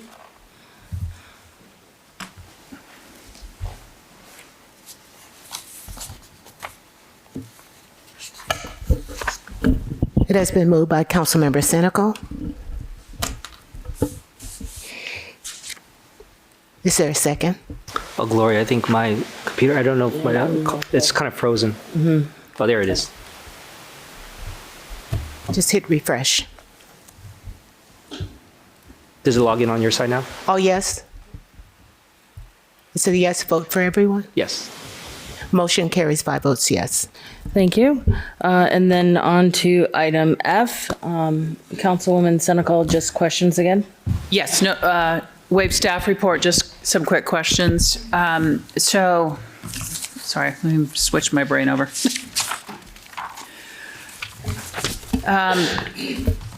I'm going to make, colleagues, I'm going to make a motion to hold this item, have it come back to council in 2 weeks or whatever staff deems. I have read the staff report. I've read through all the 50 pages of the proposal / agreement and so forth. And for me in the staff report, this is a lot of money. And I find that there's stuff that's deficient for me. And that is, we moved to something new in this state bid process. And there's no explanation in here why we're using the state bidding process versus our own RFP. It may be great. There's just no explanation to understand why we did this. And if this is the new way we're doing stuff, with the general services using their bid process. And there was not enough explanation to determine that. And I'd like to know in that process, because if we do our own RFP, we have to use lowest cost bidder. I don't know how it works at the state level. So again, I think we should have more explanation on why we did state versus local. I'd like to see a comparison on the bid. The bid came in, and if, in my math, again, very simple math, It looks like we're about $27,000 a quart for resurfacing. How does that compare to the last couple years that we've done resurfacing through our own, means of getting the contractors and so forth? So we need to look at a comparison. Is this a savings or is it not, or is it a different level of service? The cost savings, I think this is a great idea to move from the type of lights we have, the halogens, over to the LED. However, what is missing in this report is the solar option. We have street lights being lit with solar now. And so my question, again, when this comes back, why aren't we looking at solar to run these lights over at the center? Because solar has progressed a lot. And so I would like to see if we had a solar option, and if not, why? Why won't it work? An explanation. The other thing that is concerning to me, we have an emergency now over at the Marina Center with the roof and the leaking. There are children in that building, there are seniors, lots of people, and we have an emergency going on, and the lights, although they're important and they do need to be redone, I'm just questioning the urgency of moving on this when we have an emergency that needs to be fixed. That roof needs to be, the leaking problem needs to be fixed. So when I looked at I also noticed, again, if my math is right, that we started with the budget of $610. This is a $470,000 project. I'm just questioning, do we need to do all of that right now? And there's $140K left if this goes through. And then I have some other ideas on how to spend that. And that is Bluebell Park has to have a canopy replacement. It's torn to heck in the rain and the wind. And I want to talk about the activity center over at the pickleball center, getting that thing completely redone soon, because we can get it on the rental market. That room has so much potential for income into the city to be rental. So for me, I want to hold this over and have a lot of these questions answered. I don't know if anybody else has read the full report and has any other comments they want to make. I just think this is just not ready to approve this amount of money with this amount of questions that are still outstanding. And that's where I'm at. I'll yield if anybody else wants to comment. Mayor, can I just make one suggestion? Would you mind if we make a brief report on this item and then let the council decide whether or not to push it for the next meeting? Sure. I'm going to ask City Engineer Catherine Cho to the podium to give a brief report. In addition, we do have staff from Kaya Group that will be able to answer some of the technical and purchasing questions as well. Catherine? Thank you, Director Lee. Good evening, Honorable Mayor, City Council, City Manager Gallegos, staff, and community members. The item before you tonight is a request to award a Public Works agreement to Kaya Services LLC for CIP PR 2501, which is the tennis and pickleball center, forgive me, court resurfacing and lighting project that was approved as part of fiscal year 2025-2026 capital improvement program. You may recognize Kaya Services' name as they did just complete Heather Park for us. As a quick refresher, the original clubhouse project included limited court resurfacing and lighting, which we can refer to as phase one. This project picks up where we left off by addressing the remaining courts and lighting that was not included back then. Typically, the city resurfaces 1 to 2 courts per year. However, due to past budget constraints, some of the courts haven't been resurfaced for up to 5 years. Since courts generally need resurfacing about 3 years or so, we're a little behind. On top of that, usage has increased significantly, which is great news. We have about 500 pickleball members currently, 70 tennis members, plus we do drop and play, we have leagues, we have lessons, and the junior academy. However, coupling that with recent heavy rains, all of which have accelerated the wear and tear on these courts. The project also replaces 36 older light fixtures right now. Those fixtures require replacement every 2 or 3 years. That costs the city about $10,000 to $12,000 annually. The new LED lights have an estimated 10-year lifespan. They'll reduce both maintenance and energy costs and provide more consistent lighting for enhanced user experience. And that's always what we're aiming to do. In fact, we currently have 2 lights out. And without approval of this project, we're looking at spending roughly $5,000 to mobilize an electrician to replace those 2 light bulbs. By completing this work as a single project, we're able to take advantage of economies of scale while responding to strong community interest. With contingency and inspection included, the project does, as Councilmember Senecal mentioned, comes in under budget by approximately $140,000. It will be delivered through a competitively bid California Multiple Award Schedules contract, which also is referred to as CMAS, which is the same approach used for the Heather Park project. The savings from this project may then be redirected to other urgent needs. That concludes my report. Staff, along with representatives from Kaya, are available for questions. Thank you. You guys want to come up? May I ask one question? Where's the money coming from? The money is currently coming from BG 2503, which is the Building Improvements Program fund, and then also partly 100 or the remainder of the Tennis and Pickleball Center. We're not consuming general. Oh, I'm sorry. I'm thinking of a different project. I apologize. It's for PR 2501. It's budgeted in the fiscal year. So it's already been budgeted? It's already been budgeted, yes. And it's already set aside? Correct. Okay, so I we're apologize. not tipping into new money or anything like that? Thank you. Councilmember Steele, as a point of clarification, PR 2501 is specifically approved during the 25-26 budget for this particular project for resurfacing and lighting. So as Councilmember Senecal mentioned, that $610,000 was budgeted for that, and we are coming in under budget for that purpose. I also do want to take a moment to address one of the items that Councilmember Senecal brought up in regards to the Marina Center roofing. This is an item that we will be coming back tentatively scheduled for the February 9th meeting to do a re-roofing project at Marina Center. So I do want to ensure council and the community that this has not been overlooked and definitely a priority that we are moving forward under existing capital that we do have. Thank you. You guys want to come home? Any other questions? Go ahead. Were we also looking into a next level of coating the courts as well that would give an extended life to the courts? Yes, sir. Hi, City of Seal Beach Mayor Landau, Vice Mayor, and City Council members. Thank you so much for having us. We're really excited to be here. Yes, we did quote on a superior system. It's a 5-coat layer system, and the entire project does bring the courts resurfacing down to the bare bones, and then we build it back up using that 5-layer system. So it is superior, and it should last a little bit longer.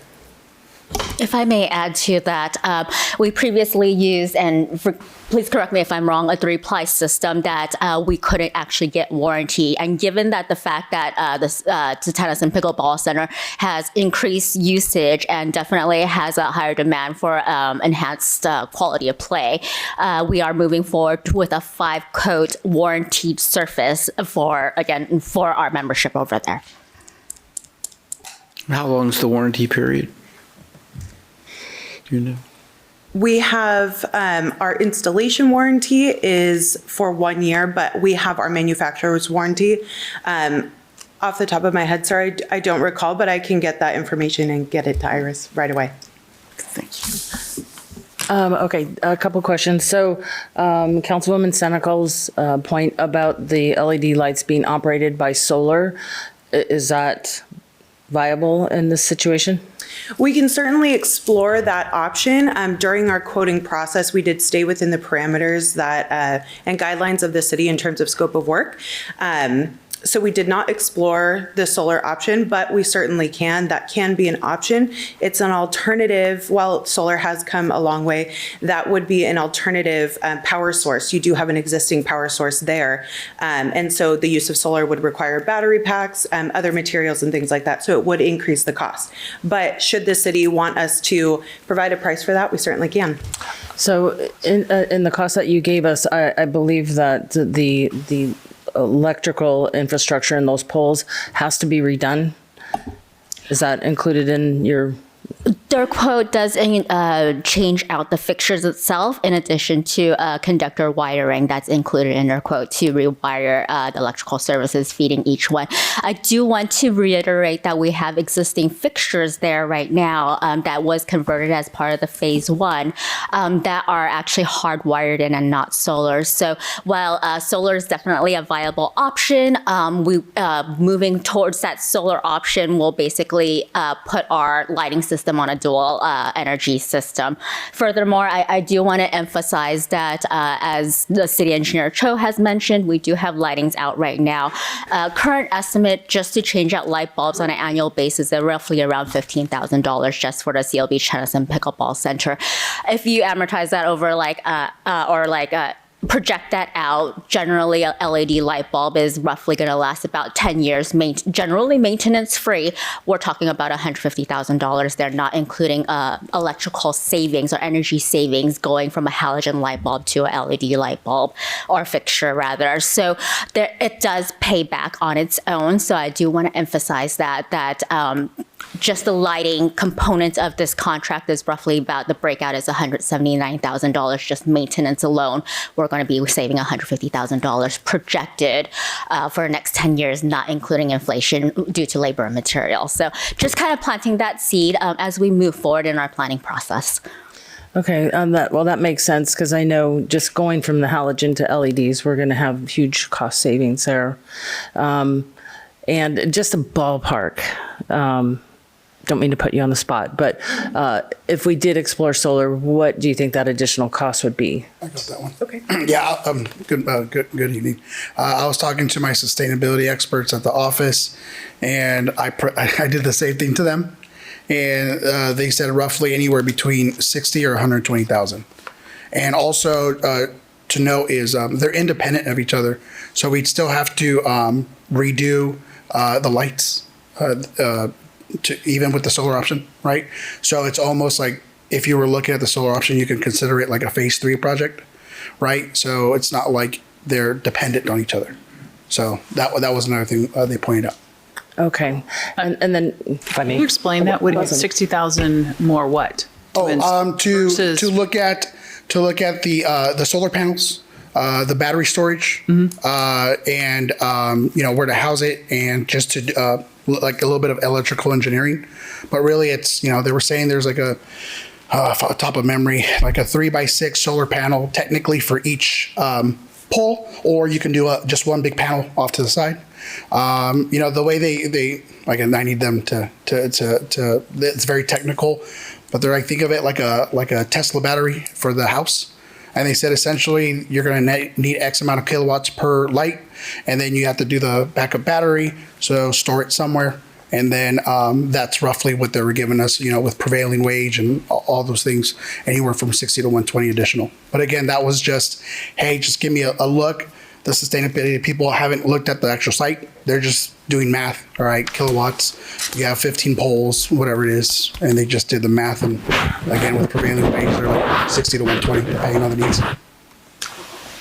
If I may, I think the original RFP that Kaya made the bid on was based on the lights we had asked for. If we did go for solar lights, basically that might have to be rebid altogether. The solar panels themselves as a market, they've come down a lot, but the cost for batteries themselves is still very expensive, cost inhibitive.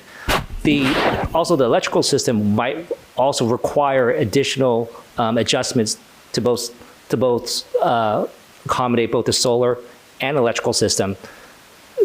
The cost I would think would be very high, just offhand, back of the napkin. And then you said about 60 to 120. Was that right? That's without them looking at it, or I don't want to be an alarmist, so Sure. we're trying to be conservative. I don't want to say it's like 300 because then it's too much.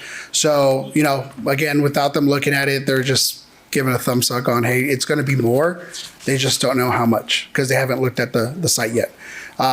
What I got to at the end of the conversation when we're putting our heads together is, I asked them, look, we're still going to have to do the retrofits on the lights, right? And they're like, yeah, like the LED is the way to go because that's going to be done regardless of the solar option. So that's what they say, hey, look, they're on the right path. That was going to be done anyways. And then the solar option could be a phase 3 to see, what it's actually going to be. What we would do is do a pre-construction review and just take a look at the site and those lenses, and then give a real estimate based on that. And the nice thing about the way we move forward with Kaya is that, often you'll see an engineered estimate and an actual bid might be a little off, rarely under budget. So because of utilizing the California Multiple Award Schedule, what we say it's going to be, it ends up being that price, and then it's an environment of no change orders, because essentially we're assisting with the design and build. If there's anything missed, that's on us. So that's why it's a good way to move forward. I'd like that. Mayor, for clarification, can we have Kaya kind of briefly explain, is this just for the phase 2 lights solar, or is this for all of the lights at the Seal Beach Tennis Center? It is, we quoted, our cost includes the resurfacing of the courts and the lighting, not the solar. We did not originally explore that option. I'm asking about the $60,000 to $100,000 cost for the solar part of it. Is that For all of the lights, or for one, or for? Oh, it would be for all the lights on the courts. Yeah. And currently that number is 91,000? I'm sorry. The lights out of this is 91,000? What you have before you is material costs for labor and material for the lighting is 179,000. 179, and you're saying solar is 160? That would be in addition to the 179. Just for anecdotal evidence, on some of the new parks that the Rivers and Mountains Conservancy has funded, where they are using solar lighting, it's not quite as intense as I think the kind of lighting we would need for a court that you're playing on. I don't know that the solar lights themselves have the intensity and put out as many lumens as the LED lights do. To your point, Councilmember Kalmick, you're absolutely right. We are speccing out the Shine 2 400-watt LEDs for this, and they're specific to stadium lightings and definitely not your run-of-the-mill street lightings or parking lot lightings. So absolutely, it does need a punch to make sure that adequate and uniform lighting is provided to the court for proper play. Okay, so again, this is almost $500,000, and I still haven't heard answers to why we're using a state bid list versus a seal RFP. And again, I'm sure you had your reasons, but it's not in writing for the public to read, nor me or my colleagues. I don't see any comparisons to how we've prior done lights or resurfacing, why this is the better way to go.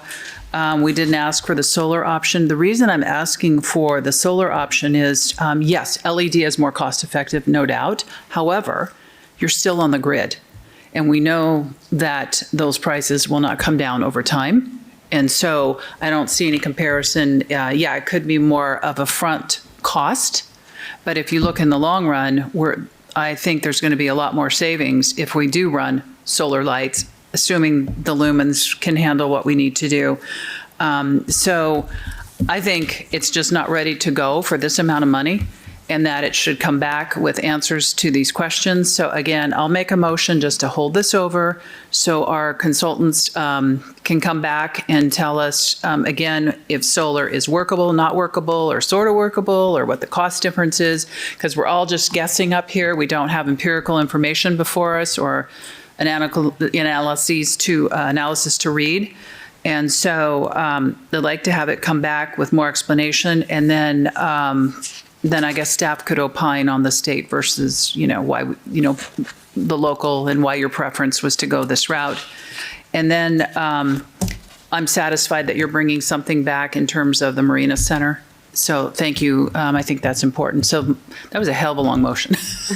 So I'm going to motion to bring this back in. I do have a couple more Oh, I'm questions. sorry. Yeah. Excuse me, Mayor. That's okay. Please continue. Okay, can you explain what the wattage difference is, what we'd be consuming with an LED versus the halogen? Do we know what that? Currently, I do not have that information.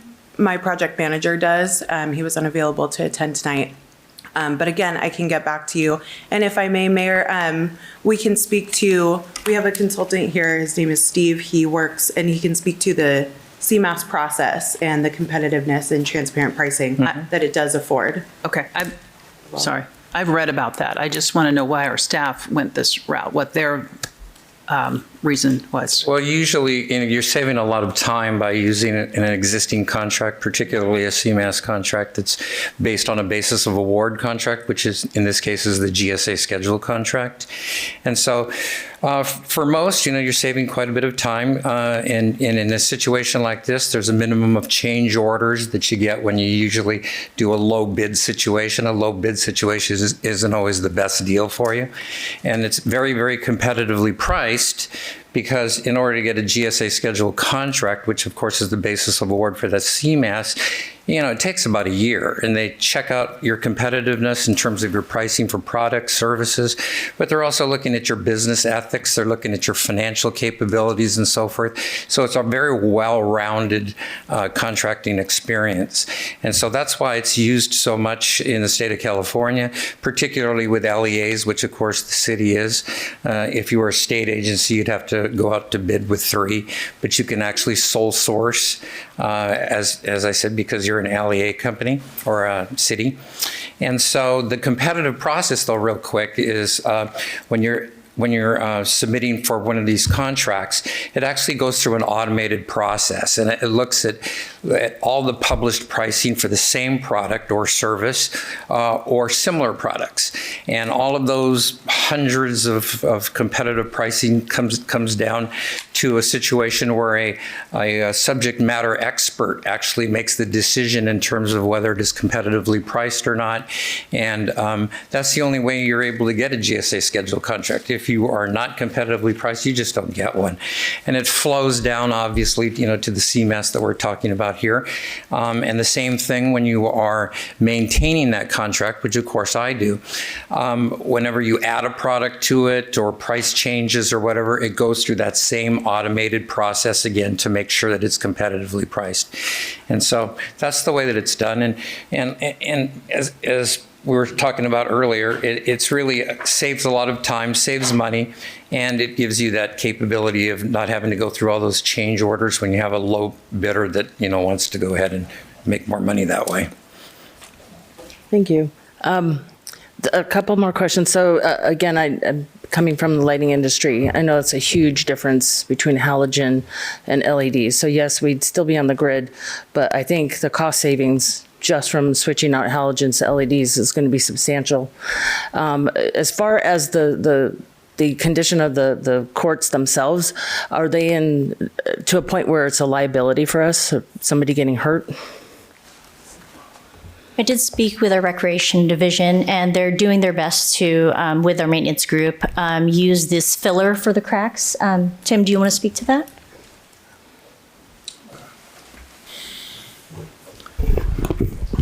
The courts are in pretty poor condition, but they're still being used on a daily basis. I wouldn't say 2 weeks would be a major difference maker, although we do need to address the problem sooner than later.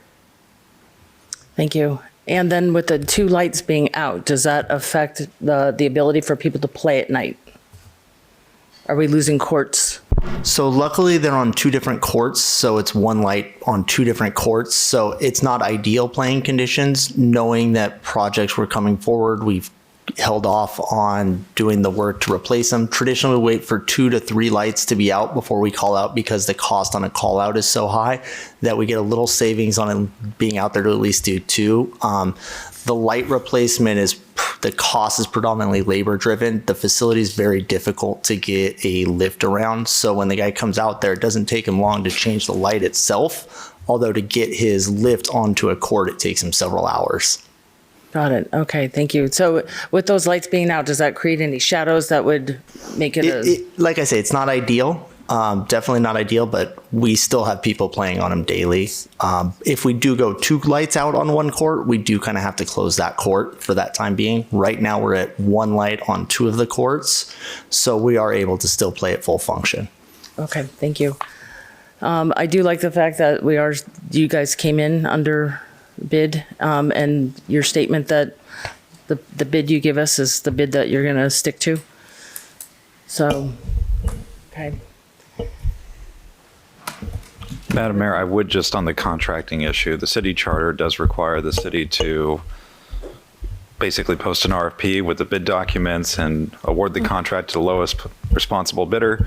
But the city charter does provide an exception that the city council may in its sole discretion adopt selected policies and procedures by reference to state law. This is a procedure that's conducted by the state. So you'd be using that exception in the charter. And the fact that we'd be on two different systems, that could be problematic. If we did solar and, because part of it's already been changed to LED hardwired, right? So were you saying that if part of it's on solar and part of it's hardwired, that would be problematic? No, no, absolutely not. The point was that the LED retrofit, we would be doing that anyways if we were going to go to solar. So our thought process on the solar option was to use a battery backup, so then the solar could then power that battery so that you get longer energy through it. And like your comment about the lights, that's because they'll have a backup battery. So they're not going to be, struggling with whatever like instant usage you're getting from the solar. It'll be constantly renewed. So that wouldn't be an issue. Go ahead. Mayor, if I may clarify on that, this work contemplates replacing 36 fixtures throughout. And of course, that's not all the fixtures throughout the entire facility. So yes, you're absolutely correct that a portion of it has already been changed out. So moving forward, if we were to actually convert the balance of the 36 to LEDs, however, back it up with solar along with a battery backup system, that would essentially need to happen regardless. The conversion to LED will have to happen regardless. However, it would come in as a different phase. So we can actually have the opportunity to vet out whether a solar, a power battery backup system would actually make sense for this facility. Okay, thank you. And that's exactly my point, that we should have had this as an option to consider, and because it wasn't explored. And what is the long run benefit of it? Again, if we're off the grid, there's enormous amount of savings in the long run. So again, I'm just going to make a motion that we staff take this back and we bring it back in 2 weeks. I'm not against replacing lights and resurfacing courts. I just want to make sure, this is a lot of money. I think the staff report should have had more options in it for us. And that is my concern, that we just left one option off the table. And maybe in the end, it's not solar because it's whatever you might come up with. But we should have had that option to look at that. So my motion is just to bring this back in 2 weeks, if staff wants 2 weeks or whatever, and then let us consider why or if solar is an option for this project. So I need a second. Okay. It has been moved by Councilmember Senical and second by Mayor Landau. Go ahead and cast your vote, please.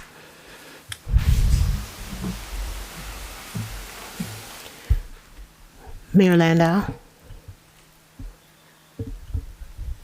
Oh, I was going to say, there's 3 noes and 2 yes, so motion fails.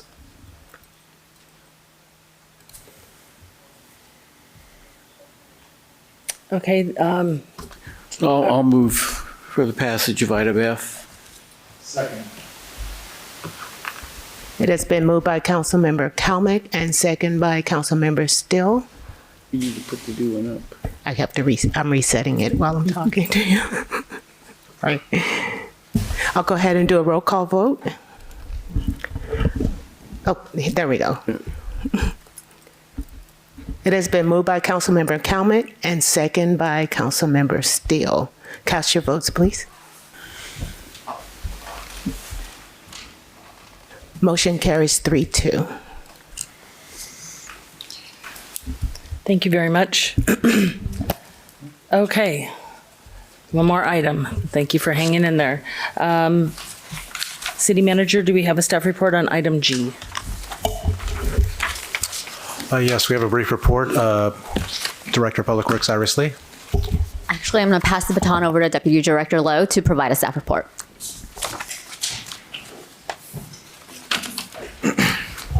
Good evening, Madam Mayor, City Council, City Manager Gallegos, city staff, and members of the esteemed public. Thank you for the opportunity to provide a brief synopsis of the staff report regarding the purchasing of various vehicle replacements for our great city here. So to recap, the staff report covers the purchase of a total of 4 fleet assets, 3 which comprises of 3 police units and 1 public works unit. As council is aware, back on January 27, 2025, a citywide fleet modernization analysis was presented and published outlining various criteria on vehicle replacement, such as mileage, wear and tear, years in service, out of commission, etc. As you can see on the staff report, units 4107, 4111, 4114, and Public Works Unit 6 all exceed the replacement criteria for mileage, wear and tear, and years in service to include the recommendation replacement year to be done this year in fiscal year 25-26.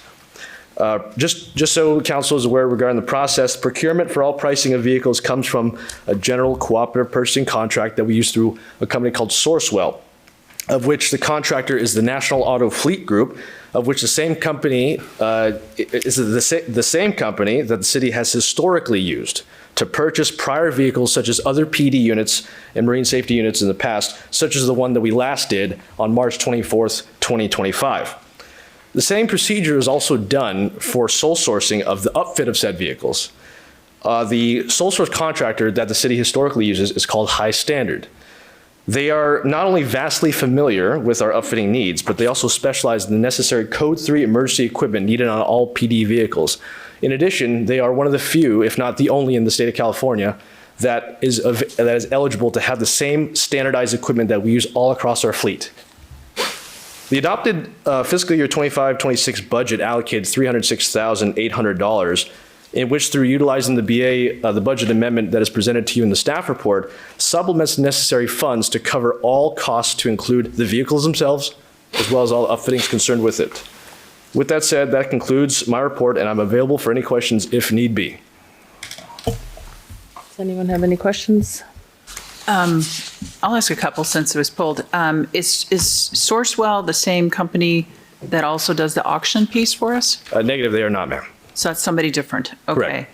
Correct. The question is, what is uplifting costs? Is that all the special police equipment that needs to go onto the car? This is correct, yes. So whenever we buy a vehicle from Sourcewell or National Auto Fleet, we just get the bare vehicles. Like, for example, if we purchase a police interceptor unit, we just get the vehicle itself. We get the engine, the body, the wheels. But of course, you need other specialized equipment. You need radios, light bars, spotlights, et cetera, what have you. And High Standard is the specialized contractor that specifically does ours historically. Okay. Oh, okay. Well, I was just curious, when it goes to auction, does all that uplifting equipment get removed, or does the auction limit those police cars, this equipment can only be sold like to another agency? So what happens to all the special equipment that we put on? And Great question, Councilmember Senecal. Where we can actually salvage the upfitting equipment and actually reinstall into the new unit, we do that. Yes. Okay, so you would, before it goes to auction, you guys make a determination if the equipment can be put back onto these newer cars that were. That's a correct statement. Okay, We 'cause do that's- strip it before it goes to auction. Okay, that's a good cost savings opportunity if it works out. But if it did go to auction, what happens to all that police equipment that's on those cars? We do take them off first before it goes to general auction. Okay, so none of anything at auction is clear completely of our. Correct. They're not equipped with safety equipment. Okay. I have one question, please. Are these gas-powered vehicles? Yes, or they're electric? gas-powered, sir. Gas-powered? Yes, sir. Thank you. More questions? Okay, and so this goes to a public auction, so anybody can go to this auction, not just government agencies? Are you referring to the vehicles that are being replaced? Correct, yes. So they do get stripped. They get taken out of service once we get the new vehicles in after the upfit. And then they get stripped, as Director Lee suggested, and afterwards they get put up for auction, of which the funds will be put into a vehicle replacement fund, of which we're using some of the funds to buy them back. You just answered my next question, so I think I'm good. Did you want to say something, Iris? Just a point of clarification. Yes, it is a public auction. Okay. All right. I think that's it. Anybody else have questions? Okay, thank you so much. Thank you, Jim. Thank you. Okay, I'd like to call for a motion and a second to approve item G. I'll move. It has been moved by Mayor Pro Tem Wong, Second. second by Councilmember Calmet. Go ahead and cast your vote. Councilmember, thank you. Motion carries 5 votes yes. Thank you very much. Okay, there's no public hearing, no unfinished or continued business, so we'll now move on to new business. Item J, receive and file the November 8th, 2025 Strategic Planning Session Report. City Manager Gallegos. Yes, Mayor, I'd like to call up Management Analyst Lauren Barish to provide a report. Good evening. I'm really excited to talk about this item. Everyone who was in the room, I think, felt the energy of how good it felt to be working as a team and towards all of our strategic planning. So I'll go ahead and get started. Good evening again, Honorable Mayor and City Council. My name is Lauren, and I'm a management analyst in the City Manager's Office. This evening, I will be providing a brief overview of the 2025 Strategic Planning Session Report, which is now available on our website. And the purpose of the report is to concisely document the content of the meeting, for record keeping, and to provide a clear path forward for council regarding next steps for each of the goals identified. And this will be very streamlined to keep us moving. Okay, Chief with the assist. Thank you. So staff began planning for this meeting in summer of 2025, and unlike in previous years where a consultant was used, staff fully executed the meeting. This achieved cost savings, helped to narrow in on specific goals, and offered more opportunities for public and community engagement. This public meeting was held on November 8th, 2025, and was an opportunity for council to gain consensus and provide direction to staff. The meeting was advertised, open to the public, and included multiple public comment opportunities. By the end of the session, 8 SMART goals were created, SMART standing for specific, measurable, achievable, relevant, and time-bound. And in addition to the goals, several items were highlighted during the workshop and placed on a future focus list to stay on track of the agenda, but making sure to capture items that needed additional consideration at a later date. Next slide, please.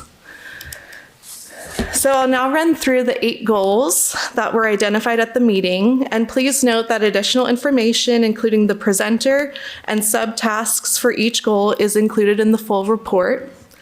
Goal 1, provide a billboards progress report for council consideration. Number 2, facilitate further discussions in order to prepare a roadmap for constructing the lifeguard headquarters / police department substation. Number 3, complete smaller scale beautification projects in the greater Main Street area that can be funded by the current adopted budget. Number 4, provide a paid parking staff report to council. Next slide, please. Number 5, create a business first working group to evaluate the Main Street specific plan and consider updates related to franchises, entertainment, and other changes. Number 6, consider opportunities for the expansion of special events citywide. Number 7, create an Olympics working group for the 2028 Summer Olympics in Los Angeles. And number 8, communicate the strategic plan to the public and council. The next steps will be that the progress and status updates for the goals will be reviewed at another workshop that will tentatively occur in spring of this year. And the City Manager's Office and City Manager Gallegos will work with council to make that happen. And City Council guidance on future focus items will occur separately from the 8 SMART goals. The report can be viewed online, and we welcome feedback. As mentioned, the report contains further details about each goal, as well as the future focus items that were highlighted. That's the end of my report. I'll turn it back over to the mayor, and I'm available for any questions that you all may have. Thank you very much, Lauren. Does anyone have any questions or comments? I do. One real quick one. I don't, it's connected, well, to the Business First Committee. This talks about establishing this council. Why is the Main Street plan in there? Because that's a whole, this is an economic group. We're going to be, if we vote for it on L. I'm not sure how the Main Street specific plan redo would be in here, because that's going to be that's a heavy lift. Sure. And I'll go ahead and speak on that. So it's not for a complete redo of the Main Street specific plan. It's more to look at a live entertainment. It's very limited on what can happen on Main Street, as such as stage, the number of entertainers, things like that. And so it's to look at a specific component of the Main Street plan. Also, I should state additionally, to look at, there's language about chains and franchises and the limitations of what can go into Main Street. So it would be it's to look at those two topics specifically. And Mayor, if I can, real quick. So we discussed this at the last strategic planning session. I think Interim CD Director Temple mentioned this during his presentation, but we're happy to pivot or add to if we have consensus from the council. Okay, and it's kind of an item L, so I don't know if I jumped ahead, but they're all connected. Yeah. So I'm just connecting that goal to this. I thought this was very narrow focused on if we need to make a change to the code, just economic development, what can we do to bring more business in, opportunities, events, things along that line, not doing the Main Street specific plan. That's the clarification for me. So I want to clarify what you're saying, Councilwoman, because the Main Street specific plan does affect businesses. I mean, so if we're going to allow franchises, I mean, we're not going to get the Gap on Main Street, but we do have to, I think, change the plan to reflect, to reflect the direction that we want to go in to support our local businesses on Main Street. Are you referring to changing the look of Main Street? Yes. Okay, because I think that was that the plan to have the look of Main Street? I'm going to just throw out like the trees and lighting and, so is the Business First Committee going to focus on that as well? Maybe we need to separate those?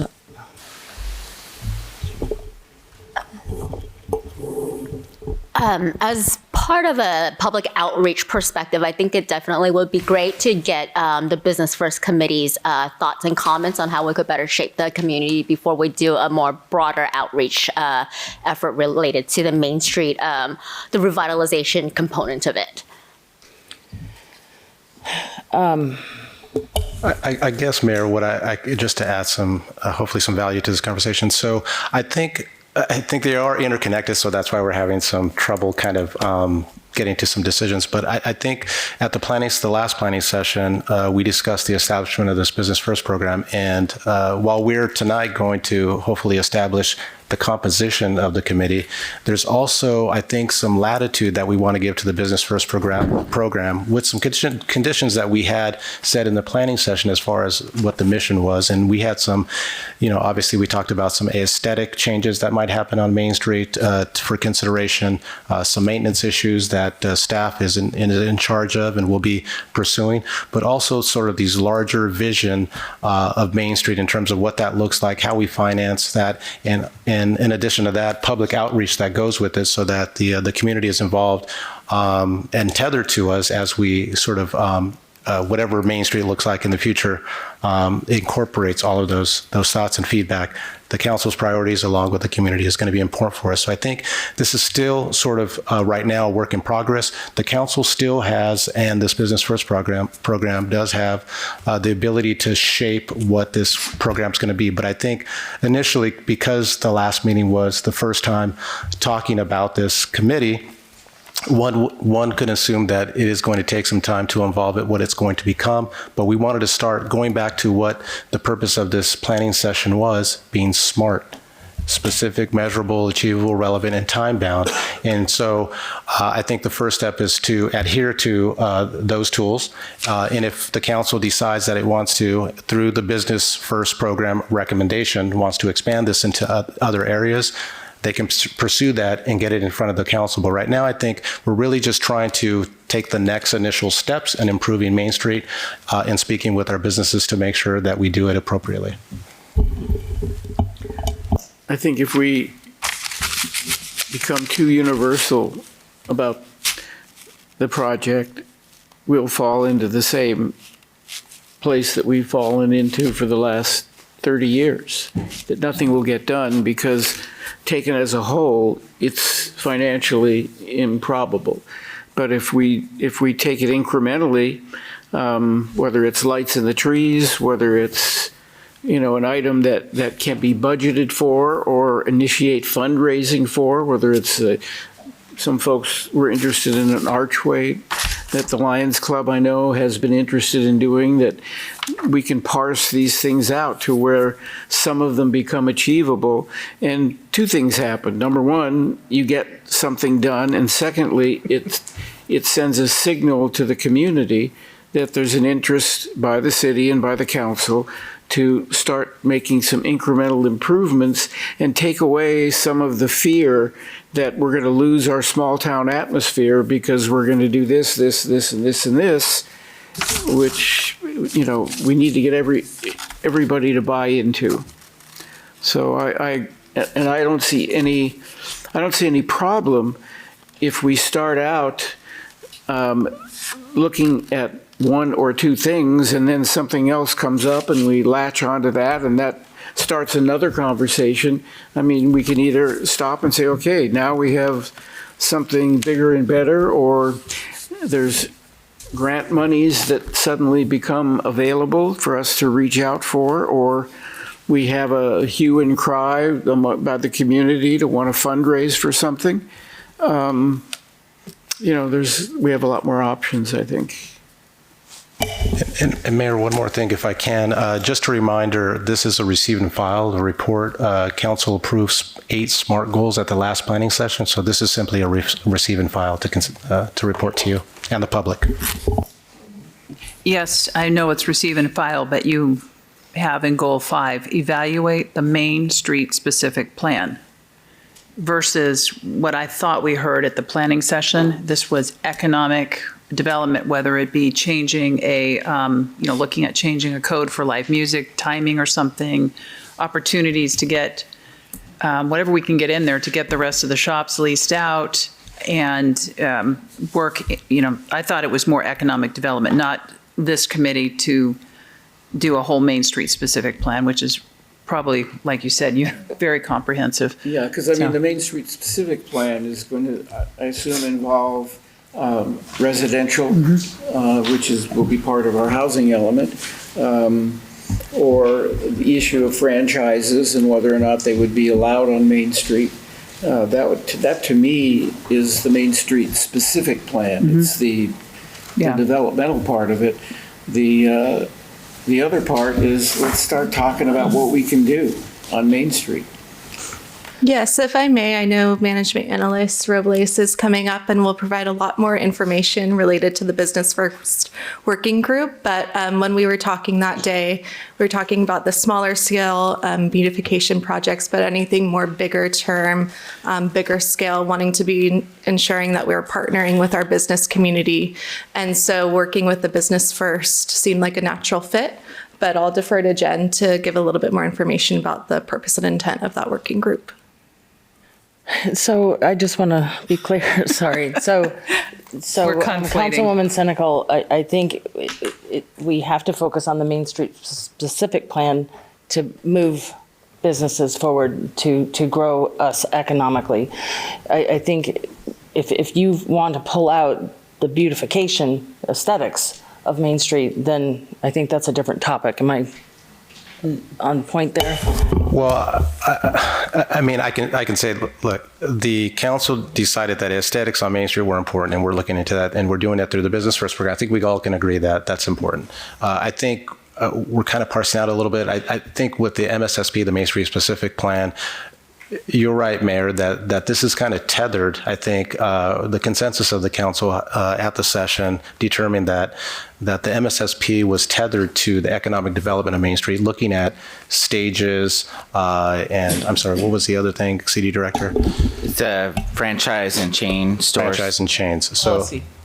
Correct. And so it's not set in stone just because that it's going to the Business First Committee that it's going to happen. These are considerations and conversations along with the public that will happen because it'll be a public meeting. And if there's consensus and direction to provide a recommendation to council from that committee to send to the council for consideration, then those things may or may not happen. So let me get my thought out.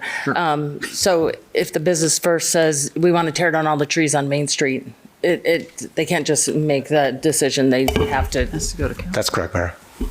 Okay, so there's some oversight then. Yeah, right now, we're just receive and file. We're not voting on this particular verbiage. We're not particularly including anything or excluding anything. I think the committee will be able to do that. But right now, it's just receive and file. Am I correct in that? Yes, Councilmember Steele. Can I make an amendment on a receive and file, City Attorney? You don't need a motion on this item to just receive and file the, Well, specifically, the language, evaluate the Main Street specific plan for the, you mean for the goal, because this is giving direction. That is their task, once we receive and file. You mean the committee? Yes. You'll have an opportunity to shape the scope of the committee's work when that item is called, because there's a resolution for L. that. Yeah, correct. Okay.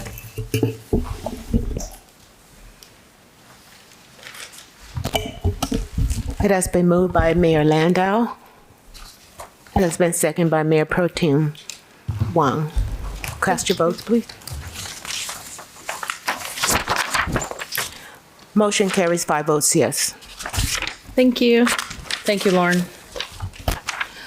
Okay, on to item K, establishment of a Citizens Council Olympics Advisory Ad Hoc Committee. Yes, I'm pleased to have Recreation Manager Tim Kelsey give a brief report. Thank you, Mayor, City Council, City Manager Gallegos. The item before you is for the establishment of an Olympic 2028 committee. The item was identified during the strategic planning session, as you saw in the last item delivered to you. Staff is bringing forward the formation of the committee. Real quick, I want to run through some statistics regarding the Olympics specific to 2028 of what they're anticipating and why we feel, and I think the council felt at that strategic planning, that it's an important subject that requires additional study. They're anticipating over 15,000 total athletes between the Olympic Games and the Paralympic Games, 49 total sites. Long Beach is hosting the second most sites at, I believe it's 18 total events. The Olympic Games will take place July 14th through July 30th, 2028. The Paralympic Games are August 15th through the 27th of 2028. And just for general anticipated attendance, they're thinking 10 to 15 million ticketed fans. They estimate that will be like, I think for the scope, what I heard is it was putting on 3 Super Bowls a day for 2 weeks, just based off the size of the scope of what it'll be. Just some things to consider for City of Seal Beach specifically. We need to worry about transportation that time, activation opportunities, visitor accommodations, marketing, safety, education and outreach, and stakeholders and financing for this.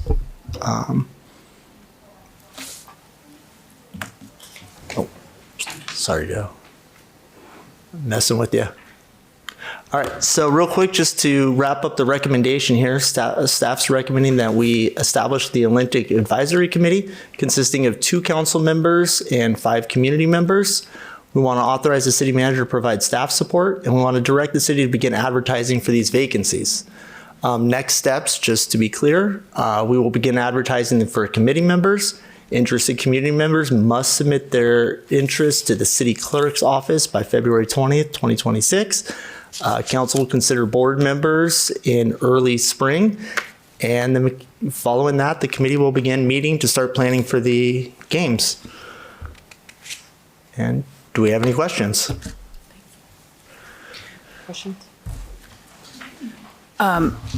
Why did we settle on 5? We heard several public comments tonight about being more inclusive, having more folks on it. Yeah, I think we settled on 5 was kind of the takeaway that as a staff we kind of uniformly took, and then I think we did individual meetings with council, and I think the consensus was somewhere from 5 to 7. I will say, and I maybe wasn't clear on that. We anticipate these public meetings being very inclusive to the public. So just because a member of the public isn't able to be a voting member on that committee, it doesn't by any means limit their ability to participate. Much like a city council meeting, members of the public can come and provide comment like any board or commission that the council appoints. It is a Brown Act committee, so when it gets too large, it does get difficult to schedule meetings and plan around that type of scheduling. But staff is willing to work with whatever configuration the council feels best serves the community. I think for the Olympics, I think it needs to be a broader committee or it's 5 plus an alternate. So if one person can't go, their alternate can come maybe. But additionally, I think when you put out the, what did you call it, the application? The application, when we go through that process, maybe if we predetermine the cadence, it'll be, I'll just make it up. It meets on the last Friday of the month or something. So if people know in advance, the expectation is you will attend the meetings that are going to be held here, then they can decide if it works for them or not. Yeah, I think our challenge to doing that right now is we don't know the board members, so it's hard to see availability of the board members until we could set that up. But yes, absolutely, that would be the plan, to have a regularly. Okay, I think we need to have more people on it, a manageable number. We heard 7 to 12. Somebody's, I think Teresa was 5 to 7. I'm thinking 10, and then the two council. Currently on the Olympic Committee right now, it's Councilwoman Senecal. Who else is on the committee? Lisa, Mayor?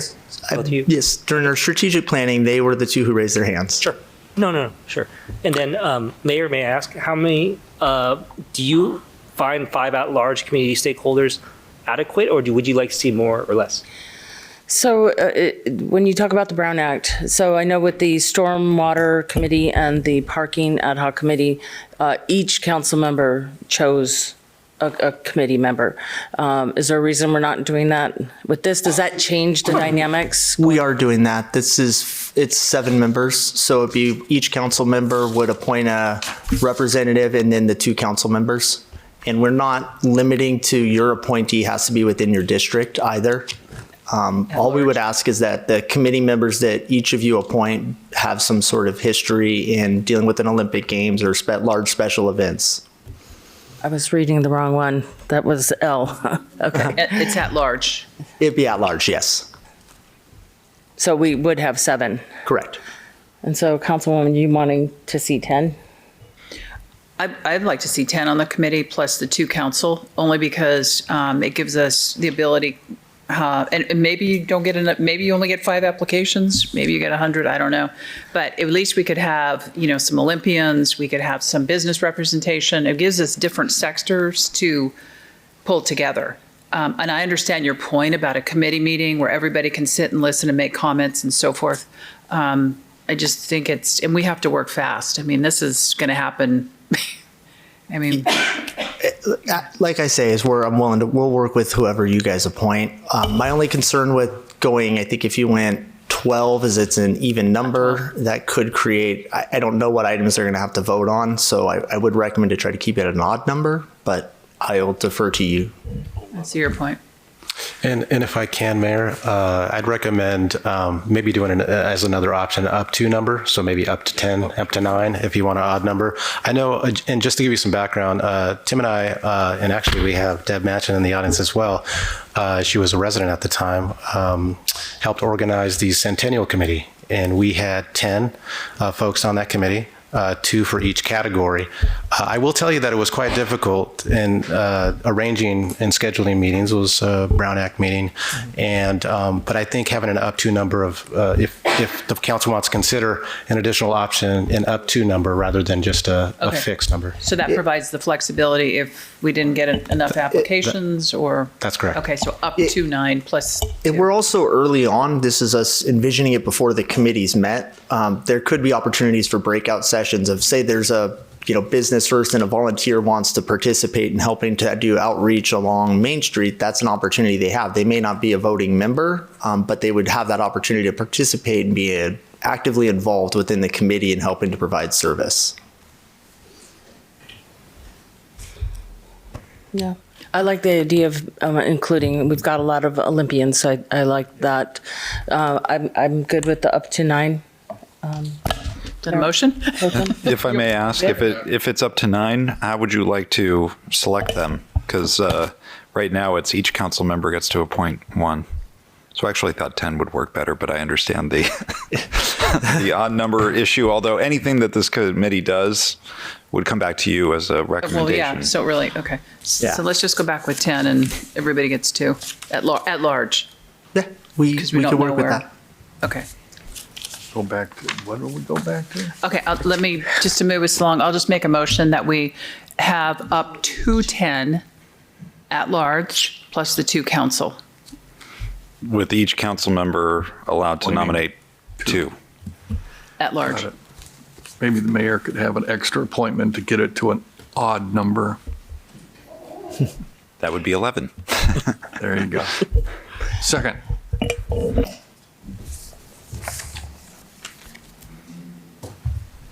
Thank you, Tim. It has been moved by Councilmember Senecal and second by Councilmember Still. Mayor Landau, how do you vote? Yes. Motion carries 5 votes yes.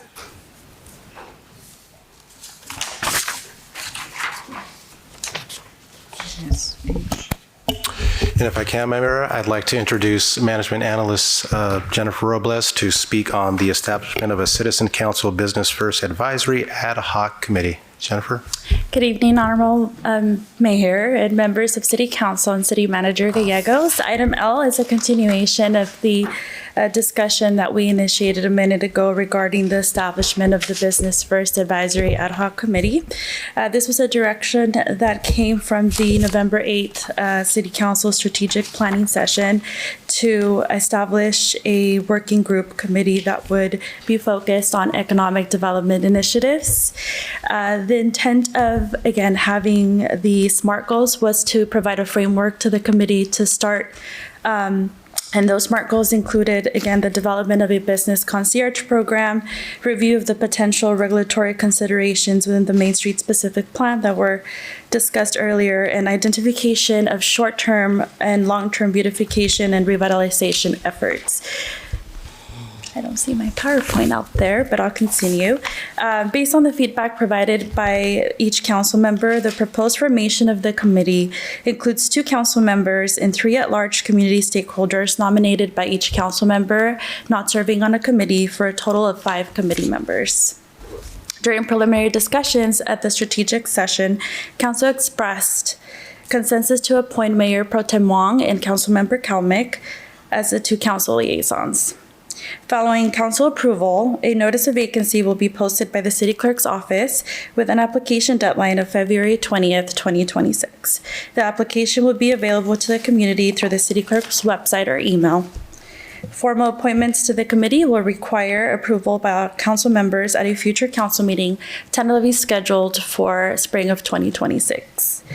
And then I just additionally wanted to recommend addressing the comment made earlier by Councilmember Senecal that in the notice of vacancy, as we're advertising the vacancy, we can add that the committee is expected to meet on a monthly basis. That's what we had discussed initially. That way, the interested committee members know the expectation is to at least start meeting on a monthly basis, unless the council desires a different frequency. Mhm. And that concludes my presentation. If you have any other questions. Any questions? Anybody else? Okay, I'll just go. I have the same concern. I think the committee's too small. It's even smaller than the one before. And I mean, the way I look at it, we need some sectors, business owners, we need the property owners. You have the chamber, we have sectors, we have entertainment, we have food and beverage, we have retail. I don't know if they all, but it seems if we're going to, and this is to focus on economic development that we really want to help. And so having a wider array of opinions and suggestions and ideas, I think would be really helpful rather than just 3 people. So I'd like to see it expanded, and if we want to put it into sectors, I don't know if that's where, we can do that later if the applications come in a certain way. Again, I mean, there's a variety of different ways to handle this. I mean, on the one hand, you're talking about scaling up the number of folks that are going to be on this committee. I would like to hear from the other council members, if I can, if they feel like this size is appropriate, or to have an up to number, just like the Olympic Committee, is more appropriate. I'd let you guys discuss that and get to a motion. If I may, Mayor, I actually have a more opposite viewpoint on this committee. We have our Chamber of Commerce, who we very much appreciate and that we work with regularly on both daily, weekly, and even we touch base on a monthly basis. Let me take a step back further. The theme of Seal Beach is that it's a sleepy town, and that I'll be direct, we're anti-business, very much so. As a result, economically, business-wise, we have not developed very far from where we were maybe 10, 15 years ago. And as a result, you put more stress, you put more reliance on both the sales tax upon residents, as well as other fees upon residents in order to basically facilitate our operating budget. In order to change perception, as well as to grow the city economically, you do need to be swift and efficient. Swift. And then by having a larger committee, that is actually opposite. So the intent of the Business First Initiative was to be efficient and to almost be like a task force. More or less, it's also to serve as a business concierge. I'll give one example right now, even more recently. There was a business that was looking to get permitted in December in the shopping center of next to Leisure World, right? And then they had never done a business in Seal Beach before, and then they ran into a little bit of roadblocks, some personal mistakes. With the Business First Initiative, we would have a business concierge to help walk them through, to expedite business so that they could be in business faster, and we could show as a city that, hey, we want to be a better partner for business as a whole. There's also the stigma of city government being inefficient and being bureaucratic and not able to move swiftly. Well, the essence of this, the theme of this committee is to actually prove that wrong, is that we can work efficiently, we can work well with business, and we can help grow Main Street, Rossmore Shopping Center, and Seal Beach as a whole. With a larger at-large committee with more input from the community, this creates exactly what it was not intended for, which is bureaucracy, right? It's to cut through the red tape and to help move things along in a better fashion. I would actually like to motion, well, before I motion, I'd like to get some input from my fellow council members, whether you feel that less than 3 would be okay with you? And if it is less than 3 at-large members, what is a number that you are all comfortable with? Well, I know, having met with some local real estate agents, it was a little concerning when they were like, "Oh yeah, we were approached by this type of business. They'd love to be on Main Street," and they're like, "Well, what do you do, and how many are you like a franchise?" And they just said, "Nope, city won't approve that." So we definitely do need to update our Main Street specific plan for sure. Mayor Pro Tem Wong, I don't want to see a bottleneck either, but I feel like I believe it should be a little bit more than 3. I would like to see a representative from the chamber, and possibly even a business owner on Main Street to maybe help us navigate dealing with some of these other property owners that aren't cooperating with our businesses and making it more difficult for them. So, I don't think 10 or 12 is the right number. I think that's too much because I don't want to bog things down, but I do think it needs to be more than what they're proposing. If I could just add a little bit more to it too. So you have right now 3 at-large community stakeholders as proposed. You could actually categorize that, as Councilmember Senecal mentioned, with those 3 stakeholders. And just like you said, Mayor, you want, you're hoping to get, because you can't, mandate that someone shows up for this type of committee, but you would hope that you have a property owner, a business owner, and maybe a resident, because they're going to be impacted by the things that we actually do on Main Street. So those are 3 categories right there that I keep on hearing that trend of you all wanting on that committee.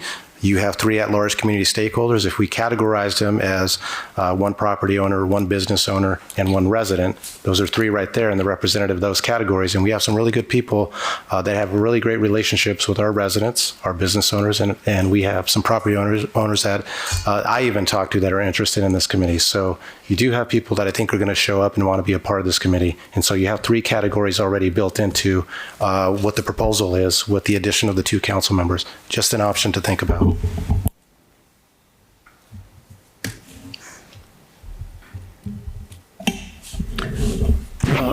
May I?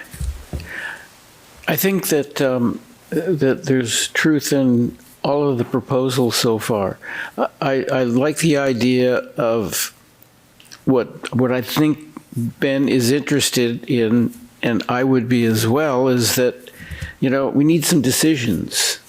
We don't need to revisit and revisit and revisit or get conflicting opinion. We need to make some things happen. And I think the smaller the number, the easier it is to do. But that said, I think to have representation of a business owner that has a greater focus than the front door of their business would be important. And we all know that there are businesses, let's say the downtown, the Main Street, that really don't see beyond their front door. And to me, that would not be a type of person that is going to give us positive feedback. Same thing with, the property owners. I mean, you have property owners who own several buildings on Main Street, and they don't live in town, and they just collect the rent, and the next time there's a vacancy, they double it. And we've seen the results of that. So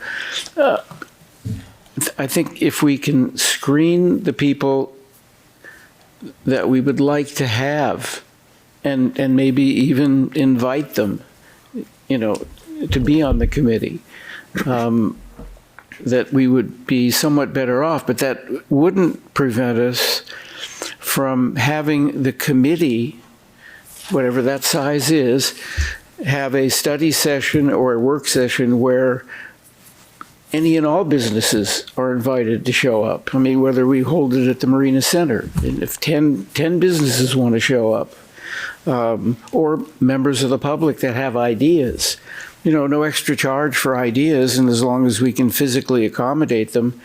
But that would just be that meeting. But the work would be done by as compact a committee as you can possibly have and still represent the various interests that would be necessary for Main Street. Mayor, I think at a minimum, we need to add at least 2 more seats. There needs to be at least 5, so every council member appoints, these are at large, yes. So at least there's 5 at-large appointments, which can cover some of these categories.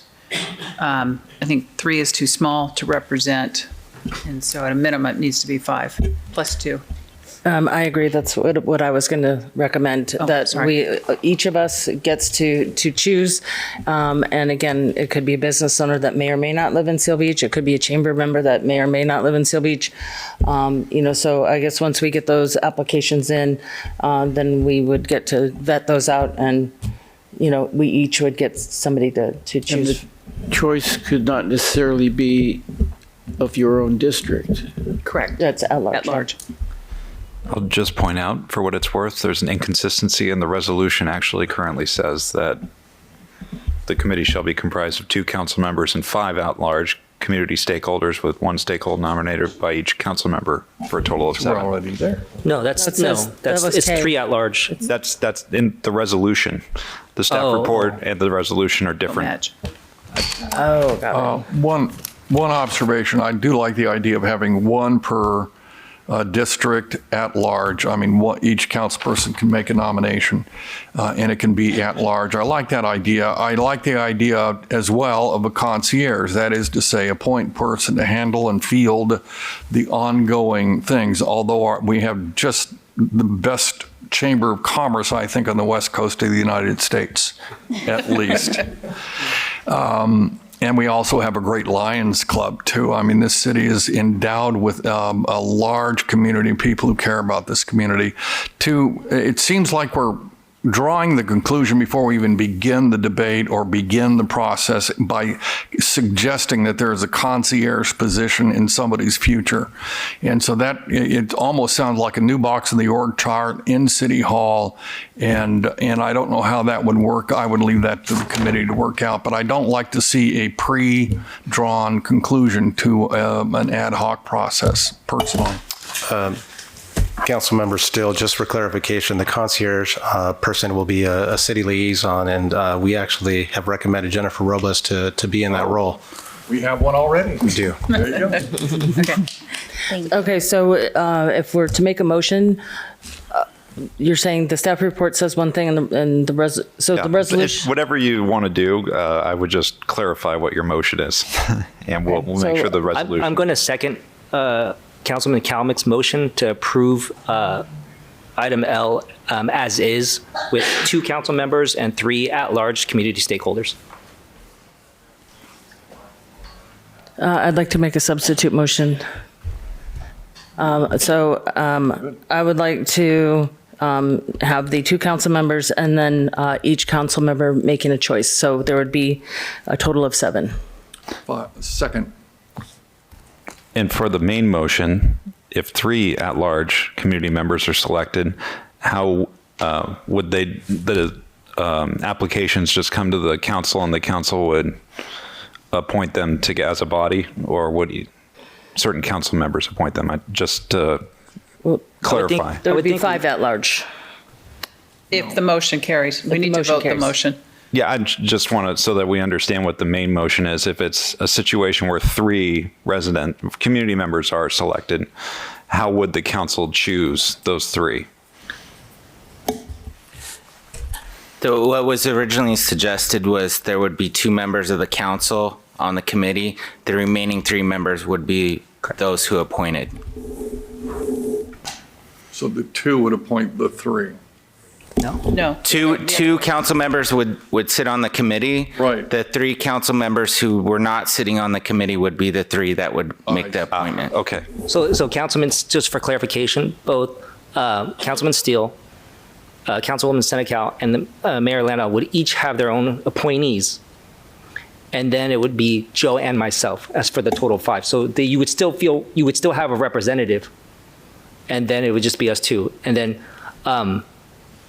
that's, yeah. Otherwise, if we expand it, then Joe and myself may also get an additional appointee.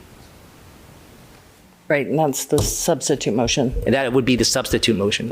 Yeah. Sorry. Councilmember Wong made the main motion.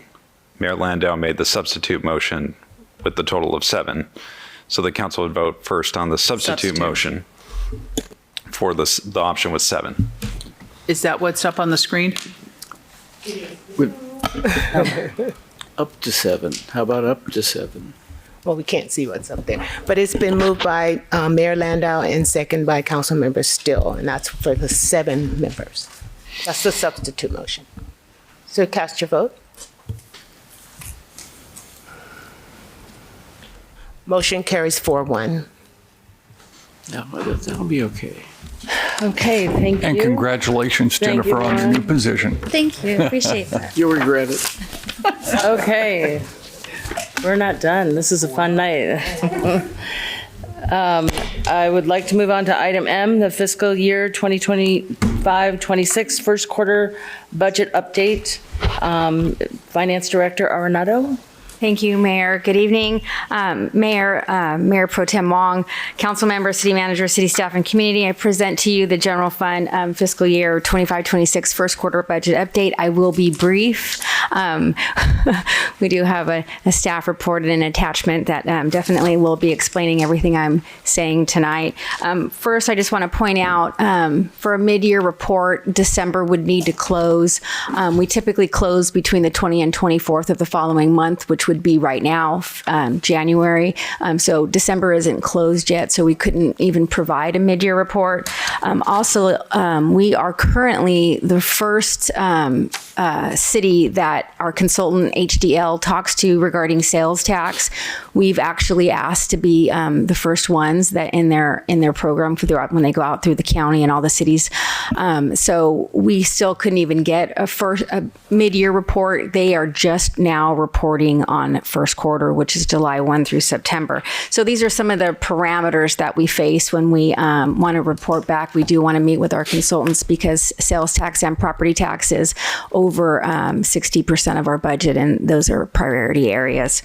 Also, I do want to thank the council for joining these committees and speaking out on behalf and into the public on in the committees and these getting our voice out there and heard, especially on unfunded mandates, funding, and the items that you have brought forth earlier in your conversations. These are very important that we partake in these and have our voices heard. It's very imperative that we continue to do that and let those out there know where we stand and how it affects small cities such as ourselves. For the first quarter budget update includes revenues and expenditures through the first quarter, July 1 through September 30, and we compare our performance to the previous fiscal year. Overall, the city entered the fiscal year from a positive position of fiscal strength, driven by disciplined cost controls, vacancy savings, proactive monitoring, and the voter-approved Measure GG revenues, and department-wide efforts across the entire city for managing expenditures. It's really too early in the year, as most revenues come in later during the year, and I'll show that through the remaining slides, but really imperative right here is the 10%. Revenues have, as we track revenues and we watch them very closely, I think I showed some of you, we did have budget 101s. I wanted to touch on that really quick. We did have budget 101s with each of the council members that lasted for a couple of hours. We are also offering that to the public. If our constituents are interested, please let me know. But our revenues come in later, as noted here in those circles. 10% of our revenues have come in. They typically come in later in the year, and we watch and monitor those closely. The ones as we monitor all of our revenues, our largest revenue sources are property tax, sales tax, and utility users tax, and that's really 76% of our budget. With charges for services, fines and forfeitures, and hotel tax, that's 90% of our budget. So it's really imperative with the timing of this is how we can report back. Although we do have the audit coming up, and that is a backwards-looking focus, the budget really does look forward and where we're at during the fiscal year, and we monitor that very closely. As this chart shows, the green, which is very small in the first quarter, and the blue is last year's actuals, and the dotted line is budget. Property tax, again, as mentioned, most of our revenues come in the later half of the year, and property tax come in December and April. So it really is too early to report on how we're doing, although we already know, as mentioned in budget meetings, we know ahead of time that property tax will be coming in on budget or very close to it. Really quickly, our year-over-year growth is 4.3% compared to last year's growth of 5%. So we are seeing a slowdown. We have less sales for the same time period this year compared to last year. So on a go-forward basis, that one means when we start looking at the budget and we start looking at the 5-year, we know our property tax are, slowly increasing, but at a decreasing rate. Sales tax is advanced to the city monthly with distributions received from CDTFA 2 months after they're earned. Again, this is another delay that we face in reporting, and that's what causes us to have a little delay in reporting, hence bringing you first quarter in January. Overall, although gross receipts were 27.1% above last year, with audit adjustments, we had more of a modest growth of 4.6%. Performance varied by sector with gains in general consumer goods, which is our biggest area of revenue, and sales taxes, general consumer goods, restaurant, hotels, and fuel and service stations, partially offset by declines in food and drugs due to store closures. And we've talked about those closures. Specific businesses, speaking about specific businesses or closures is against policy. We're not allowed to do that. We can talk about property tax, but not businesses. And as you can see, our first quarter, we're doing well. We're watching that closely. But again, fiscal policy does impact people's discretionary spending, and we're watching that closely. For the city of Seal Beach, we actually outperformed the county and the state, which is really good news. I mention all the time that we don't budget for the state or federal. We budget what's happening here at home. And this shows, we really want our residents shop Seal Beach, keep your money here. We do note that the county pool had increased 30%, which is really not a positive because that county pool is distributed in a different way than our Bradley Burns 1% and our tax collection. So shopping online, although it's increasing substantially, it affects us negatively in our sales tax revenue. Utility users tax is 11% of the budget and is charged to customers for electric, natural gas, and phones and prepaid wireless. Interestingly enough, last budget cycle, we were seeing this increase substantially in electric, and this year we're seeing that coming down due to rebates. We're watching it closely through December. I've monitored it. We continue to see declines in electric and UUT. So at mid-year, if we find that it is impacting our total revenues, then we'll have a mid-year adjustment. Charges for services is 7% of the budget, or $3.3 million, and most of charges of services are subsidized by the general fund. We're seeing that planning fees are a little bit higher than anticipated, as well as the tennis and pickleball center for the first quarter. That may be due to seasonality, but we do anticipate that this will come on in budget or slightly over. TOT is our hotel tax. We're seeing gains, interestingly, in TOT over the last few years. We're watching this increase. Our hotels are at capacity. We don't have enough housing availability to the demand. And so we're seeing this at capacity, and there's not a whole lot more room to grow in that area unless we add hotels or more STRs. Expenditures are slightly higher than previous years, and that's due to timing of payments. It's approximately, as noted in revenues, expenditures are about 33%. Last year, they were about 25%, and that's really because of our property and insurance payments that we made and our CalPERS retirement contributions. It's really on the timing, and I can show you that in this slide after this one. General fund expenditures, 51% are salaries and benefits, where 49% is maintenance and operations, excluding capital and operational transfers. This just really reiterates how lean this city is. Typically, other cities are about 60 to 90% salaries and benefits. So again, this just shows, this slide shows how lean we are. Maintenance and operations, in the chart on the right bottom, you see the two bump ups, one in green in July and one in green in December, and that's just what I was talking about. It's the timing of when those payments were made. Last year, the timing for our insurance payments were made in December, and this year we did it as quickly as the year opened. Maintenance and operations includes fire services, Westcom, legal services, contract services, training equipment, and insurance, and right now it's remaining on budget. Salaries and benefits, I've included retirement, salaries and benefits, and other benefits, all because they're all related. Most of our positions in the city are full, and we are remaining at budget for those. The bump ups in retirement at the beginning is we do a one-time unfunded liability payment at the beginning of the year for CalPERS for substantial savings to make that payment at the beginning of the year. For next steps, I'm keeping this brief. Mid-year, we'll have more of a substantial. Yes, sir, ma'am. Can I just ask one question? Yes.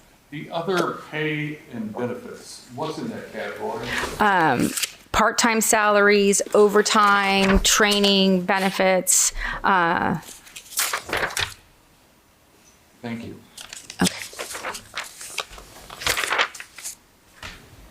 For next steps, we don't expect a recession. We're watching very closely, even though we're having, slowdown pressures. We are seeing that. We are seeing some tightening in discretionary spending. The labor market is cooled. We're watching it in other counties, especially in San Diego. It's cool. The labor market's cooling there, and it's actually increasing across the nation. Again, we budget here at Seal Beach, and we are seeing that tightening.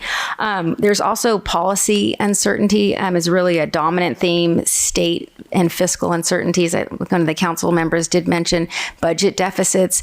They can impact us, and as they push down more unfunded mandates, those will impact us in the future, and we're monitoring those. But those, both of those are that policy uncertainties really impacting how we're focusing on it. Just for a heads up, the budget planning and development is in full swing.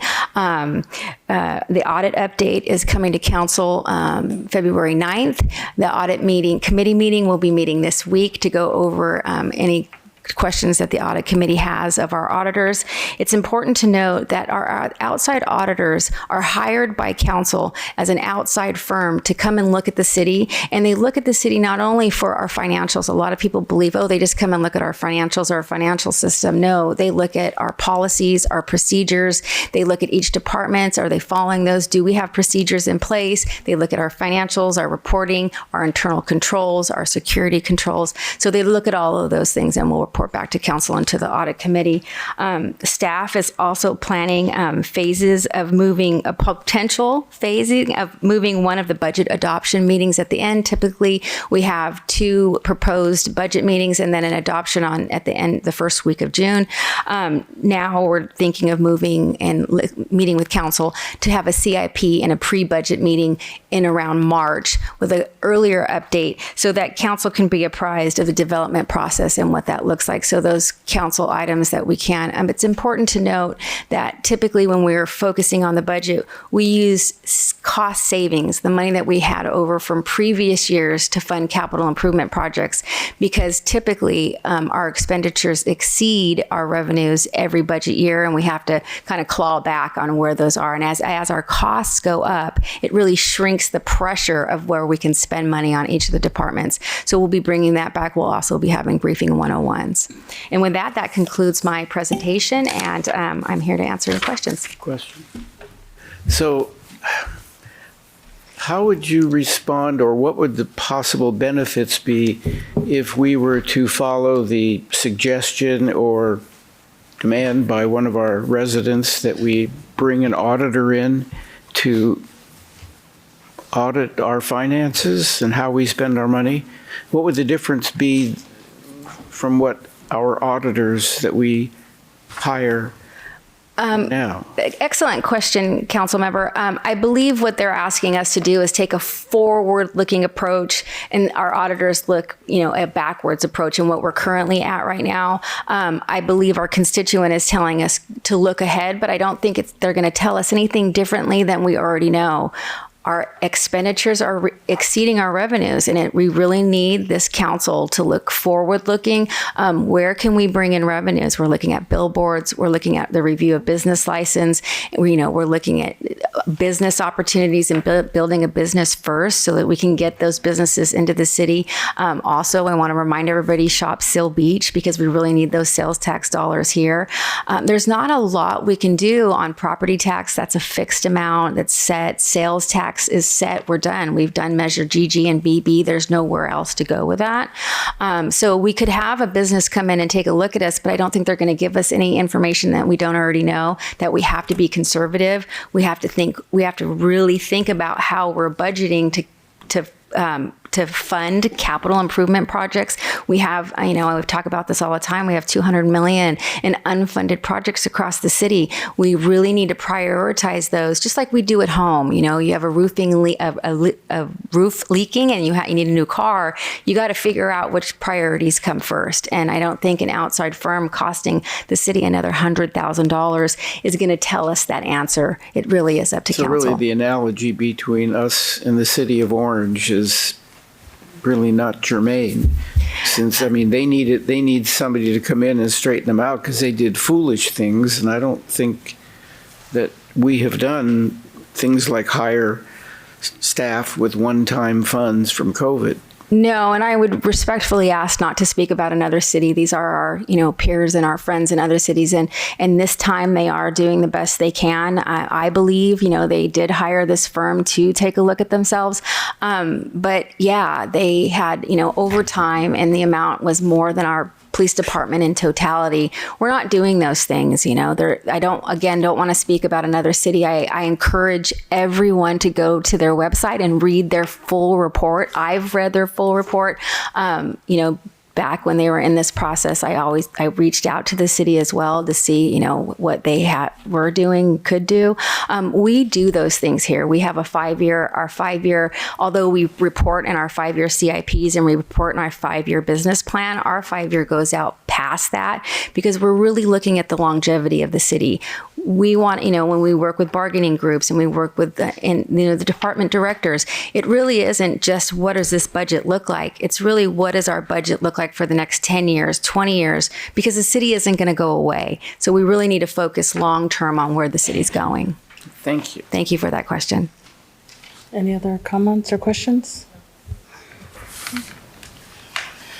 Okay, then I would like to call for a motion in a second.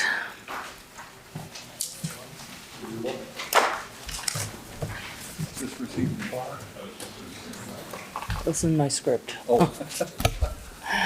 Okay, I guess that's it. It's been moved by Councilmember Wong and second by Mayor Pro Tem Wong. I have to get used to that. And Councilmember Kalmick. Cast your votes, please. Your vote. Motion carries 5 votes yes. Thank you.